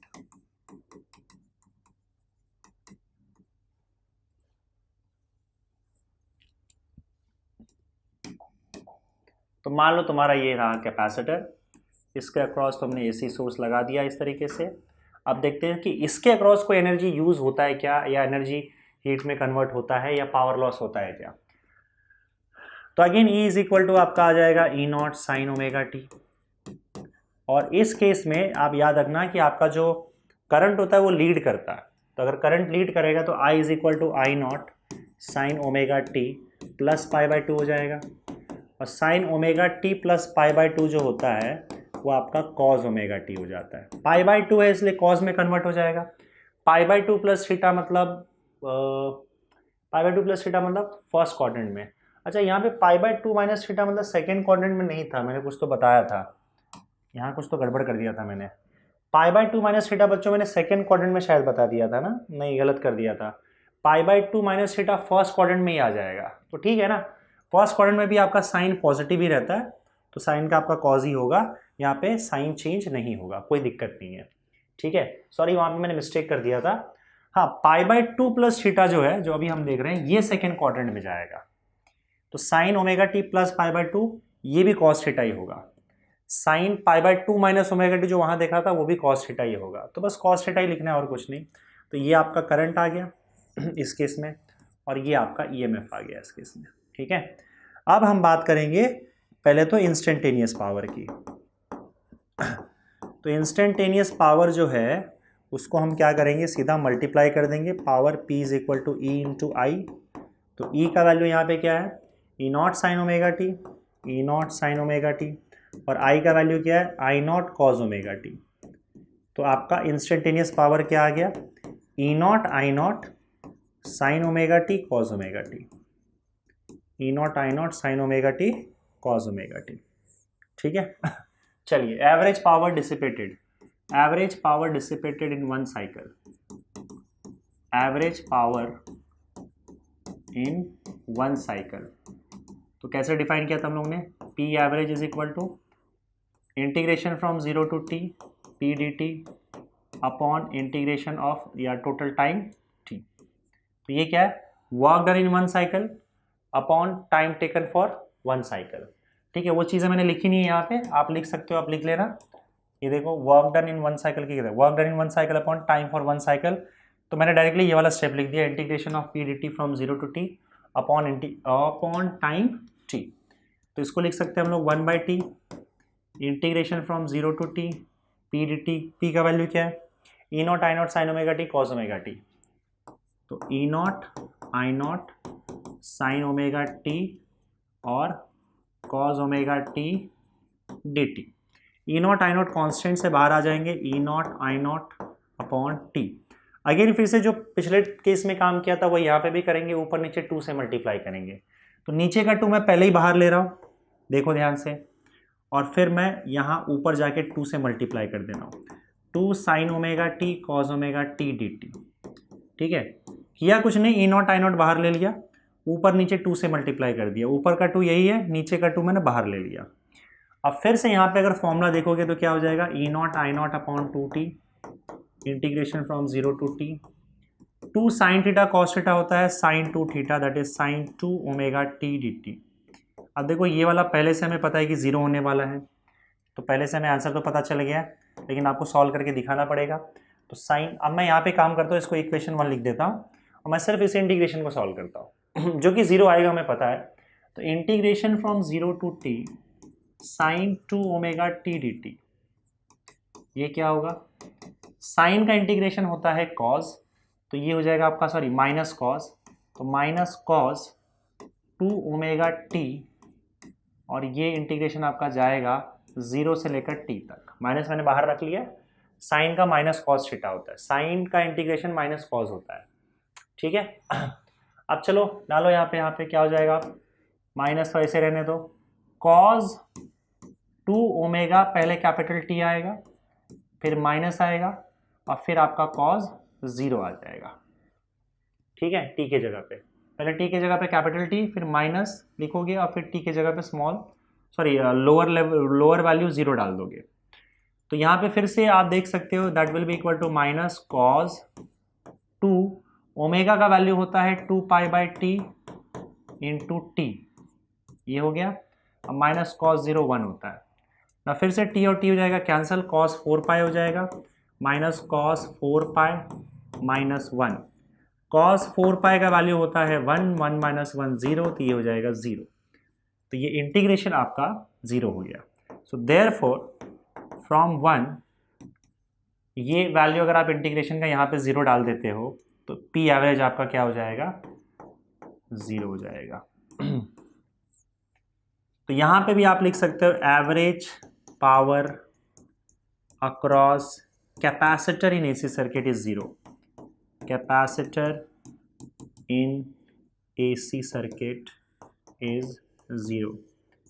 इसका मतलब पावर लॉस आपका कैपेसिटर के अक्रॉस भी नहीं होता है, कैपेसिटर भी कोई एनर्जी कंज्यूम करके उसको हीट में कन्वर्ट नहीं करता है। पावर लॉस अक्रॉस या average power dissipated across capacitor भी आपका एसी सर्किट में 0 ही आया। तो इंडक्टर के अक्रॉस कोई पावर लॉस नहीं, कैपेसिटर के अक्रॉस कोई पावर लॉस नहीं, रेजिस्टर के अक्रॉस डेफिनेटली पावर लॉस हो रहा था। एक साइकिल का जो एवरेज पावर लॉस था वो ERMS इंटू IRMS था, जिसको हमने अपैरेंट पावर बोला था। अब हम बच्चों एक काम करते हैं, इन तीनों को एक साथ लगा देते हैं, सीरीज LCR सर्किट बनाते हैं, और सीरीज LCR सर्किट में देखते हैं कि कितना पावर लॉस होता है या फिर वहां पे कितना पावर डिसिपेशन आता है हमको। तो बच्चों अब बात करेंगे यहाँ पे average power in series LCR circuit. तो हमने L, C और R सब अलग अलग से तो देख लिया। L मतलब इंडक्टर, C मतलब आप समझ लो कैपेसिटर, और R रेजिस्टर। रेजिस्टर के अक्रॉस पावर लॉस हो रहा था और पावर डिसिपेशन या पावर कंजम्पशन इंडक्टर और कैपेसिटर के अक्रॉस नहीं हो रहा था। अब देखते हैं कि LCR सर्किट में यही पावर लॉस का वैल्यू किसके इक्वल आता है। तो सबसे पहले यहाँ पे बनाएंगे, ये रहा आपका इंडक्टर, ये आपका कैपेसिटर और ये आपका रेजिस्टर, सीरीज LCR सर्किट। इसके अक्रॉस मान लो आपने लगाया ये EMF, E is equal to E not sine omega T. अब याद करो इस केस में हमने देखा था कि हमारे पास एक इम्पिडेंस सर्किट होता है। इस इम्पिडेंस सर्किट से, या फिर आप अगर आपको याद होगा तो इस केस में आपका ER यहाँ पे था, उसका वैल्यू अगर हम 0 लेके चल रहे हैं, क्योंकि हम करंट का एंगल जो है 0 मान के चल रहे थे, करंट का एंगल हमने 0 माना हुआ था। और मान लेते हैं कि आपका EL बड़ा है और यहाँ पे EC छोटा है, तो EL माइनस EC आपका रिजल्टेंट यहाँ पे आ गया, ये रहा आपका EL माइनस EC। अगर आपको याद होगा तो EL माइनस EC हमने टोटल रिजल्टेंट निकाला था EL और EC का, और उसके बाद फिर अगर मैं टोटल EMF की बात करूं तो टोटल EMF हमारा E यहाँ पे आ गया था, EL माइनस EC और ER का रिजल्टेंट लिया था। तो इस केस में आपका जो ECE है, करंट, ये करंट है, करंट का एंगल हमने 0 मान के रखा है, तो उससे फाई एंगल आपका EMF जो है वो आगे है, समझे, अगर EL ग्रेटर देन EC है तो। लेकिन इसी में अगर सपोज करो EC ग्रेटर देन EL हो जाए, अगर EL ग्रेटर देन EC है तो इसका मतलब EMF लीड करता है, EMF लीड्स बाय फाई। लेकिन हमने देखा था यहाँ पे कंडीशन में LCR सर्किट का, अगर आपको याद होगा तो, कि अगर मान लो EC बड़ा हो जाए और EL छोटा हो जाए तो यही रिजल्टेंट नीचे आ जाएगा और आपका EMF फिर नीचे आ जाएगा। ऐसे केस में if EC is greater then EL तो आपका EMF लैग करेगा, लीड नहीं करेगा, EMF लैग्स बाय फाई। तो इस कंडीशन पे डिपेंड करता है कि हम करंट का क्या इक्वेशन लिखें। इस LCR सर्किट के लिए करंट का हम क्या इक्वेशन लिखें, I is equal to I not sine omega T plus five भी लिख सकते हैं और माइनस फाइव भी लिख सकते हैं। अगर EMF लीड कर रहा है तो फिर करंट का माइनस फाइव आ जाएगा यहाँ पे। अगर EMF लैग कर रहा है, EMF खुद पीछे है, तो हम यहाँ पे प्लस फाइव लिखेंगे। तो EMF लीड कर रहा है या लैग कर रहा है इस बात पर डिपेंड करेगा कि यहाँ पे प्लस फाइव भी आ सकता है, माइनस फाइव भी आ सकता है करंट के केस में। तो हम इन जनरल करंट के केस में प्लस और माइनस फाइव दोनों लेके चलते हैं और उसके बाद हम निकालेंगे यहाँ पे इंस्टेंटेनियस पावर। पहले तो इंस्टेंटेनियस पावर की अगर मैं बात करूँ यहाँ पे तो वो P हो जाएगा E इंटू आई। E का वैल्यू यहाँ से ले लो, E not sine omega T, तो ये हो जाएगा E not sine omega T, और I का वैल्यू यहाँ से ले लो, I not sine omega T plus और माइनस फाइव हो जाएगा। ठीक है, तो ये हो जाएगा आपका E naught I not, E naught I not sine omega T, तो ऐसे ही है यहाँ पे। उसके अलावा यहाँ पे क्या हो जाएगा, साइन ओमेगा टी प्लस और माइनस फाइव। अब देखो, अगर सपोज करो मैं यहाँ पे हम एक फॉर्मूला यूज़ करेंगे, ध्यान से देखना, वो फॉर्मूला क्या है, साइन ए प्लस बी का formula, sign A plus B का फॉर्मूला। ठीक है, साइन ए प्लस बी का फॉर्मूला क्या होता है, sign A cos B plus cos A sine B. ये साइन ए प्लस बी का फॉर्मूला है एक्चुअली में ट्रिग्नोमेट्री में, मैथ्स के, sign A cos B plus cos A sine B. अगर यहाँ पे माइनस आ जाए, ए माइनस बी, तो यहाँ पे भी आपका माइनस आ जाएगा। तो अगर ये माइनस है तो यहाँ पे भी आपका माइनस आ जाएगा। तो बस यही चीज़ आपको क्या करना है, साइन ओमेगा टी प्लस और माइनस फाइव में आपको ओमेगा टी का मतलब यहाँ पे ए मान लो और फाइव का मतलब बी मान लो, और यही फॉर्मूला आप यहाँ पे अप्लाई कर दो। तो यही फॉर्मूला अगर आप यहाँ पे अप्लाई कर दोगे तो आपको P का वैल्यू क्या मिल जाएगा बताओ, E naught I not sine omega T, तो यहीं पे रहने वाला है। अब साइन ए प्लस और माइनस बी का फॉर्मूला आप यूज करोगे, sine A cos B plus cos A sine B. तो साइन ए मतलब sine omega T cos five plus और minus cos omega T sine five हो जाएगा, ये आ जाएगा आपका वैल्यू। तो फाइनली आपका जो एवरेज पावर होगा वो क्या होगा, अंदर मल्टीप्लाई कर दो, E not I not sine omega T अंदर मल्टीप्लाई करोगे तो sine square omega T cos five हो जाएगा। ठीक है, प्लस और माइनस ये पूरा पार्ट यहाँ भी मल्टीप्लाई करोगे तो E not I not sine omega T cos omega T sine five, sine omega T cos omega T और साइन फाइव। ये आपका इंस्टेंटेनियस पावर आ गया यहाँ पे, इंस्टेंटेनियस पावर। ध्यान से, बहुत बड़ा टर्म दिख रहा है यहाँ पे। फिर हम बात करेंगे यहाँ पे अगेन एवरेज पावर की, जैसे बात करते आ रहे थे। तो average power in one cycle, average power in one cycle formula आपको पता ही है, average power in one cycle is equal to 1/t integration, मतलब work done in one cycle divided by time taken for one cycle. तो work done हम कैसे define करते हैं, 0 to t p dt, this is work done in one cycle divided by total time taken for one cycle, that is equal to 1/t integration from 0 to t p dt। पहले p देख लो क्या है यहाँ पे, इतना बड़ा सा p है, E not I not sine square omega T cos five, E not I not sine square omega T cos five plus और माइनस, आगे क्या है, E not I not sine omega T cos omega T sine phi, E not I naught, E not I naught क्या था, sine omega T cos omega T sine phi, sine omega T cos omega T sine phi, ये हो जाएगा D t. ठीक है, तो अब एक काम करो, यहाँ पे इंटीग्रेशन दोनों में बढ़ जाएगा, या ई नॉट आई नॉट जो है वो दोनों में दिख रहा है आपको, वो कॉमन है, बाहर ले लो, E not I not upon T common बाहर ले लिया। अब देखो यहाँ पे दो पार्ट में इंटीग्रेशन है, एक इंटीग्रेशन इसका होगा, integration from zero to T sine square omega T cos phi, sine square omega T cos phi, और ये डी टी अंदर मल्टीप्लाई कर दो, डी टी, और प्लस और माइनस एक इंटीग्रेशन इसका होगा। देखो ई नॉट आई नॉट तुम बाहर निकाल चुके हो, तो बचा क्या बताओ, ई नॉट आई नॉट अगर तुम बाहर निकालोगे तो यहाँ पे ये बच गया और यहाँ पे ये पूरा पार्ट बच गया, तो इन दोनों का इंटीग्रेशन होगा, इसका इंटीग्रेशन हम ले चुके हैं sine square omega T cos phi d t, और फिर इसका integration zero to T sine omega T cos omega T sine phi d t. ठीक है, ना इस इंटीग्रेशन में से कॉस फाई का वैल्यू आप बाहर निकाल सकते हो, तो ये E not I naught by T तो ऐसे ही रहेगा। यहाँ पे आप देखोगे तो क्योंकि कॉस फाई कांस्टेंट है, इसके अंदर टी है ही नहीं, हम with respect to t integrate कर रहे हैं, तो अगर इसके अंदर टी है ही नहीं तो ये तो पूरा कांस्टेंट हो जाएगा, टाइम के हिसाब से चेंज नहीं हो रहा है, तो कॉस फाई इंटीग्रेशन के बाहर निकाल लो। तो कॉस फाई अगर मैं इंटीग्रेशन के बाहर निकालता हूँ तो बचेगा क्या, integration from zero to T sine square omega T D t, तो एक ही इंटीग्रेशन हो गया, प्लस और माइनस, यहाँ पे आप देखोगे तो साइन फाई कांस्टेंट है क्योंकि अगेन इसमें टाइम नहीं है, तो आप साइन फाई को बाहर निकाल लो, sine phi integration from zero to T sine omega T cos omega T D T, sine omega T cos omega T D T, हो गया, समझे।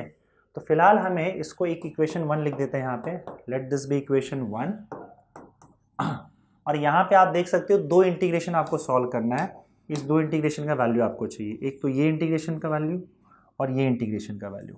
देखो ये दोनों ही इंटीग्रेशन हम लोग पीछे के डेरिवेशंस में सॉल्व कर चुके हैं। पहला डेरिवेशन जो था आपका उसमें हमने देखा था sine square omega T D T, इसका जो इंटीग्रेशन होता है वो टी बाई टू आ रहा था, और इसका जो इंटीग्रेशन है वो जीरो आ रहा था, sine omega T cos omega T. तो लेट्स से इसको फिर से सॉल्व कर लेते हैं अगले पेज पे जाके। चलिए, तो सबसे पहले हम लोग इस वाले अब ये वाला इंटीग्रेशन मैं किसी और कलर से ही सॉल्व कर रहा हूँ ताकि आपको क्लियर हो पाए कि ये कुछ और ही कर रहा हूँ मैं। Integration from zero to T sine square omega T D t, तो पहले इसी को सॉल्व कर लेते हैं। Integration from zero to T sine square omega T D t, मैंने आपको जैसे बताया था साइन स्क्वायर थीटा का फॉर्मूला होता है one minus cos two theta, theta यहाँ पे ओमेगा टी है, होल डिवाइडेड बाई टू। ठीक है, तो ये इसका integration zero to T D T हो जाएगा आपका। ठीक है, अब ये टू आप बाहर निकाल लो, टू आप जैसे ही बाहर निकालोगे तो आपका अंदर क्या बचेगा बताओ, integration from zero to t one minus cos two omega T D t, यही होगा। So that is equal to two times, now से यहाँ पे इंटीग्रेशन दो पार्ट में बढ़ जाएगा, एक तो वन डी टी और उसके बाद ये डी टी, तो zero to t, one d t का मतलब डी टी होता है, minus zero to t cos two omega T D T. अब इसको फिर से पूरा सॉल्व करने की ज़रूरत नहीं है क्योंकि कई बार सॉल्व कर चुके हैं हम, और यहाँ पे आप एक्सपेक्टेड भी नहीं है कि आप इसको फिर से सॉल्व करो। आपके टेक्स्ट बुक में तो इसको भी वैसे भी सॉल्व नहीं किया हुआ है, बोला है कि पिछले डेरिवेशन से देख लो, पर आप इतना सॉल्व ज़रूर कर देना। इसके आगे देखो आप सिंपल सा क्या करोगे बताओ, ये टू नीचे आएगा, सॉरी यार ये वन बाई टू है ना, वन बाई टू है, यहाँ पे टू नहीं है, this is one by two, one by two, one by two. ठीक है, अब dt क्या हो जाएगा बताओ, dt का इंटीग्रेशन t होता है और t will go from zero to t। अब हम कई बार देख चुके हैं और मैंने आपको क्लियरली यहाँ पे नोट करने के लिए भी कहा था, अगर आपको याद होगा तो देख लेते हैं। ये देखो साइन या कॉज अगर रहा सिर्फ तो 0 से लेकर टी एक पूरे साइकिल का इंटीग्रेशन आपको 0 दे देगा, साइन हो या कॉज। तो यही सेम चीज़ हम यहाँ पे देख रहे हैं बच्चों कि यहाँ पे कॉज का इंटीग्रेशन है फ्रॉम 0 टू टी, तो ये आपको सीधा सीधा 0 दे देगा। अब यहाँ डायरेक्ट लिख सकते हो, कोई प्रॉब्लम नहीं है, ठीक है। अब ये आप सॉल्व करोगे तो क्या हो जाएगा 1/2।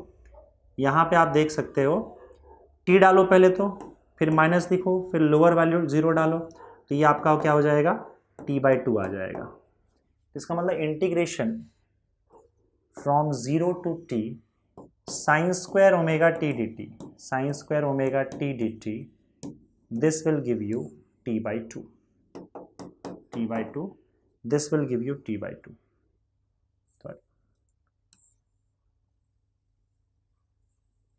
ठीक है, इसको आप इक्वेशन 2 लिख दो। तो हमने ये इंटीग्रेशन सॉल्व कर लिया, हमें ये इंटीग्रेशन सॉल्व करना था 0 to 2 sign square omega T D t, और ये हमें t/2 मिल गया। सॉरी, आप देख सकते हो यहाँ पे आपको t/2 मिल गया। Now will go for this equation. ये भी हमने सॉल्व करके रखा हुआ है, हमको 0 ही मिल रहा है, पर ठीक है चलेगा, देख लेते हैं यहाँ पे। तो ये इंटीग्रेशन क्या था, integration from 0 to T sine omega T cos omega T D t, integration from 0 to t, integration from 0 to T sine omega T cos omega T D t. तो देखो sine omega T cos omega t ऊपर नीचे 2 से multiply कर दो तो क्या हो जाएगा 2 sign omega T cos omega T D T divided by 2। ये नीचे का 2 बाहर ले लो आप, 1/2 आ जाएगा, इंटीग्रेशन फ्रॉम 0 टू टी। और यहाँ पे आप देखो 2 साइन थीटा कॉस थीटा अगर आप फॉर्मूला यूज़ करोगे तो 2 साइन थीटा कॉस थीटा जो होता है वो साइन 2 थीटा होता है, मतलब sine 2 omega T D T हो जाएगा। अगेन साइन या कॉस का जो इंटीग्रेशन है फ्रॉम 0 टू टी वो 0 होता है, तो that will be equal to 1/2 multiplied by 0, तो ये आपका 0 आ जाएगा। So integration from 0 to T sine omega T cos omega T D t, ये आपको मिल रहा है 0। ठीक है, ये आपको मिल जाएगा 0। Let this be equation 3। तो इक्वेशन 2 का ये जो इंटीग्रेशन वाला वैल्यू है t/2, इक्वेशन 3 का जो ये वैल्यू है ये उठा के डाल दो पूरा इक्वेशन 1 में। तो पुट 2 and 3, इसमें वाइट पे आ जाता हूँ, पुट 2 and 3 इन इक्वेशन 1। ठीक है, तो 0 to 2 sign square omega T D t ये t/2 है, तो आपका इक्वेशन 1 क्या बनेगा देखो ध्यान से, P average is equal to E not I not upon T, ध्यान से देखना, E naught P average is equal to E not I not upon T cos phi, और यहाँ पे इसका वैल्यू t/2 आ रहा है। अगर आप ये इंटीग्रेशन देखोगे तो ये t/2 आ रहा है, तो इसका मतलब कॉस फाई t/2, ध्यान दो कॉस फाई t/2 ब्रैकेट में कॉस फाई इंटू t/2 और फिर प्लस और माइनस, यहाँ पे साइन फाई और इसका इंटीग्रेशन 0 आ रहा है, ये 0 आ रहा है ना, तो साइन फाई इंटू 0, तो ये पार्ट तो 0 हो गया, हट गया, तो फिर आपका क्या आ जाएगा P average is equal to E not I not upon T cos phi t/2, t और टी कैंसिल, तो ये हो जाएगा P average is equal to E not I not upon 2 cos phi. तो हम आगे बढ़ते हैं, P average is equal to E not I not upon 2 cos phi. अब एक काम करो 2 को √2 इंटू √2 लिख दो, एक √2 यहाँ डाल दो, आई नॉट डिवाइडेड बाई एक √2 यहाँ डाल दो, और ये कॉस फाई हो जाएगा। ई नॉट डिवाइडेड बाई √2 जो होगा आपका वो होगा E R M S, I naught divided by √2 होगा I R M S into cos phi हो जाएगा। ठीक है, this is average power across series LCR circuit, और इस पावर को हम लोग बोलते हैं ट्रू पावर, ट्रू पावर। तो average power across LCR circuit जो होता है वो ट्रू पावर होता है। और हमने देखा था कि रेजिस्टर के अक्रॉस जो पावर हो रहा था, पावर लॉस हो रहा था, वो सिर्फ ERMS इंटू IRMS था, जिसको हम लोग बोलते थे अपैरेंट पावर। और ये जो पूरा पार्ट है LCR सर्किट के अक्रॉस पावर लॉस जो होता है वो ERMS into IRMS into cos phi होता है, और इसको हम लोग ट्रू पावर बोलते हैं। समझे? तो इसका मतलब ये है कि average power across series LCR circuit depends on ERMS, IRMS and also on phase difference phi. Phase difference phi. तो मतलब आपका करंट और EMF के बीच में कितना फेज डिफरेंस है। जैसे अगर मान लो आप यहाँ पे देखते हो सीरीज LCR सर्किट में, तो जो करंट है आपका, करंट से EMF कितना लीड कर रहा है या कितना लैग कर रहा है, फाई का वैल्यू कितना है, इस बात पे भी डिपेंड करेगा कि आपका पावर लॉस कितना होता है सीरीज LCR सर्किट में। तो सीरीज LCR सर्किट में ERMS और IRMS ये कितना है, इस पर तो पावर लॉस डिपेंड करता ही है, क्योंकि आपके सर्किट में रेजिस्टर है। उसके अलावा आपका जो फाई का वैल्यू है इस पर भी डिपेंड करता है कि कितना पावर लॉस होगा। इसमें जो ये आपको cos फाई दिख रहा है, इस cos फाई को बोला जाता है power factor. cos phi is known as power factor. समझे? और पावर फैक्टर का एक्चुअली फॉर्मूला क्या होता है? पावर फैक्टर का फॉर्मूला होता है true power upon apparent power. ये पावर फैक्टर का फॉर्मूला है। ट्रू पावर और अपैरेंट पावर का रेशियो लोगे तो आपको पावर फैक्टर मिल जाएगा। अब power factor is equal to आपका हो जाएगा, ट्रू पावर हमने क्या डिफाइन किया, जो LCR सीरीज के अक्रॉस पावर लॉस हो रहा है, ERMS IRMS cos phi, ERMS IRMS cos phi. और अपैरेंट पावर जो था वो रेजिस्टर के अक्रॉस जो पावर लॉस था एक साइकिल का, अब वो क्या था, ERMS इंटू IRMS। तो देखो आपका cos फाई बच जाएगा। तो इसलिए आपका जो पावर फैक्टर है उसको हम बोलेंगे, उसका फॉर्मूला क्या बचेगा आपका, cos फाई। ये पावर फैक्टर हो गया। ठीक है। अच्छा, cos फाई का वैल्यू क्या होगा बताओ? पावर फैक्टर cos फाई जो होगा उसका वैल्यू क्या होता है? अगर आपको इम्पिडेंस ट्रायंगल याद होगा तो इम्पिडेंस ट्रायंगल में हमने क्या देखा था, ये एंगल फाई है, ये XL माइनस XC है, ये R है और ये Z है। इस ट्रायंगल में अगर आप cos फाई का वैल्यू निकालते हो तो क्या आएगा बताओ? cos फाई का वैल्यू, cos फाई मतलब adjacent R upon hypotenuse Z हो जाएगा, तो adjacent R upon hypotenuse Z हो जाएगा, या फिर R अपॉन इम्पिडेंस का फॉर्मूला अगर आपको याद होगा तो under root XL minus XC का whole square plus R square. तो पावर फैक्टर का ये भी फॉर्मूला हो गया, पावर फैक्टर का ये भी फॉर्मूला हो गया, इन शॉर्ट cos फाई भी हो गया। ठीक है।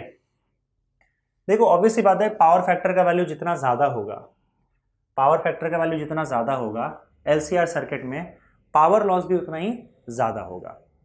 अब देखो अगर सपोज करो आपका रेजिस्टर प्योरली रेजिस्टिव या रेजिस्टिव सर्किट है, अगर मान लो purely resistive circuit, purely resistive circuit का मतलब ये है कि इसमें सिर्फ रेजिस्टेंस मैटर करता है, आपका जो इंडक्टर और कैपेसिटर का ऑपोजिशन है ये है ही नहीं। और ये कब नहीं होगा? देखो आपका इंपेडेंस क्या होता है बताओ? Impedance Z is equal to क्या होता है, under root XL minus XC का whole square plus R square होता है। अगर आप चाहते हो कि आपका सर्किट प्योरली रेजिस्टिव बन जाए, ठीक है, मैं ये यहाँ पे लिख दे रहा हूँ, फॉर प्योरली रेजिस्टिव मतलब सिर्फ उसके अंदर रेजिस्टेंस ही मैटर करे, रेजिस्टेंस ही ऑपोजिशन प्रोवाइड करे और इंडक्टर कैपेसिटर ऑपोजिशन प्रोवाइड ना करे, तो हम इस केस में इसको बोल देते हैं प्योरली रेजिस्टिव सर्किट। तो प्योरली रेजिस्टिव सर्किट कब बनेगा बताओ? कुछ नहीं करना है आपको, XL और XC का वैल्यू इक्वल कर देना है। अगर XL और XC का वैल्यू इक्वल हो गया तो ये जीरो हो जाएगा, और अंडर रूट आर स्क्वायर आ जाएगा, अंडर रूट आर स्क्वायर हो जाएगा तो जेड का वैल्यू आर के इक्वल हो जाएगा। तो इसका मतलब अगर आपका सर्किट प्योरली रेजिस्टिव है, इसका मतलब सिर्फ ऑपोजिशन रेजिस्टेंस प्रोवाइड कर रहा है, पूरा इम्पिडेंस जो है वो पूरा इम्पिडेंस सिर्फ रेजिस्टेंस के इक्वल आ रहा है, ये तब होगा जब आपका एक्सएल एक्सी के इक्वल हो जाएगा। समझे? अगर ऐसा हो जाए फॉर प्योरली रेजिस्टिव सर्किट क्या होता है बताओ, XL is equal to XC, तो ऐसे केस में आपका जेड आर के इक्वल हो जाएगा, राइट। और अगर जेड आर के इक्वल हो गया तो मुझे बताओ पावर फैक्टर का वैल्यू क्या हो जाएगा, power factor cos phi is equal to R upon R हो जाएगा, that is equal to 1। Cos phi का वैल्यू अगर 1 है, कॉस फाई का वैल्यू अगर 1 है तो फेज डिफरेंस आपका फाई का वैल्यू क्या हो जाएगा, 0 डिग्री। समझे? तो अगर प्योरली रेजिस्टिव सर्किट है, पूरा रेजिस्टेंस है, तो कॉस फाई का मैक्सिमम वैल्यू आएगा 1। कॉस फाई का मैक्सिमम वैल्यू आ जाएगा तो सिर्फ रेजिस्टेंस है तो उसमें सिर्फ यही E R M S into I R M S आ जाएगा। और हमें पता है कि अगर सिर्फ रेजिस्टेंस होता है तो power loss E R M S into I R M S होता है। इनफैक्ट अगर एल सी आर सर्किट हो और उसमें अगर XL is equal to XC हो जाए तो भी आपका सर्किट ऐसा ही बिहेव करेगा कि उसके अंदर सिर्फ रेजिस्टेंस है। कॉस फाई का वैल्यू 1 हो जाएगा, आप देख सकते हो, और आपका फाई का वैल्यू 0 हो जाएगा, क्योंकि कॉस 0 का वैल्यू 1 होता है और आपका फेज जो होगा, मतलब ईएमएफ और करंट के बीच में जो फेज डिफरेंस होगा वो वैल्यू आपका 0 हो जाएगा। Now this is for purely resistive circuit. यहाँ पे हम एक और चीज़ बोलते हैं, एक और चीज़ की बात करते हैं, that is for purely inductive और capacitive circuit. For purely inductive और capacitive circuit,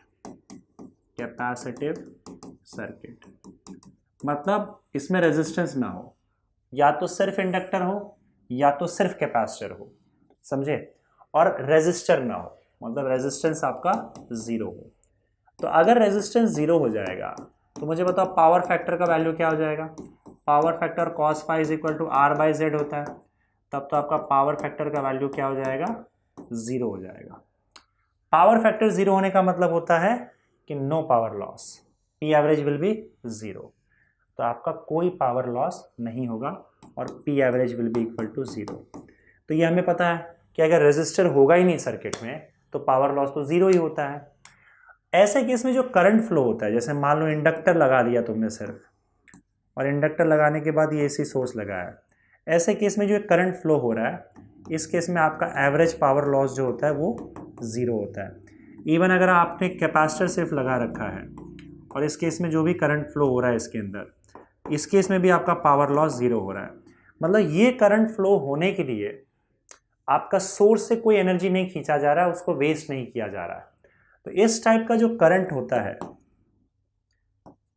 this type of current or this current, when there is no power loss, when there is no power consumption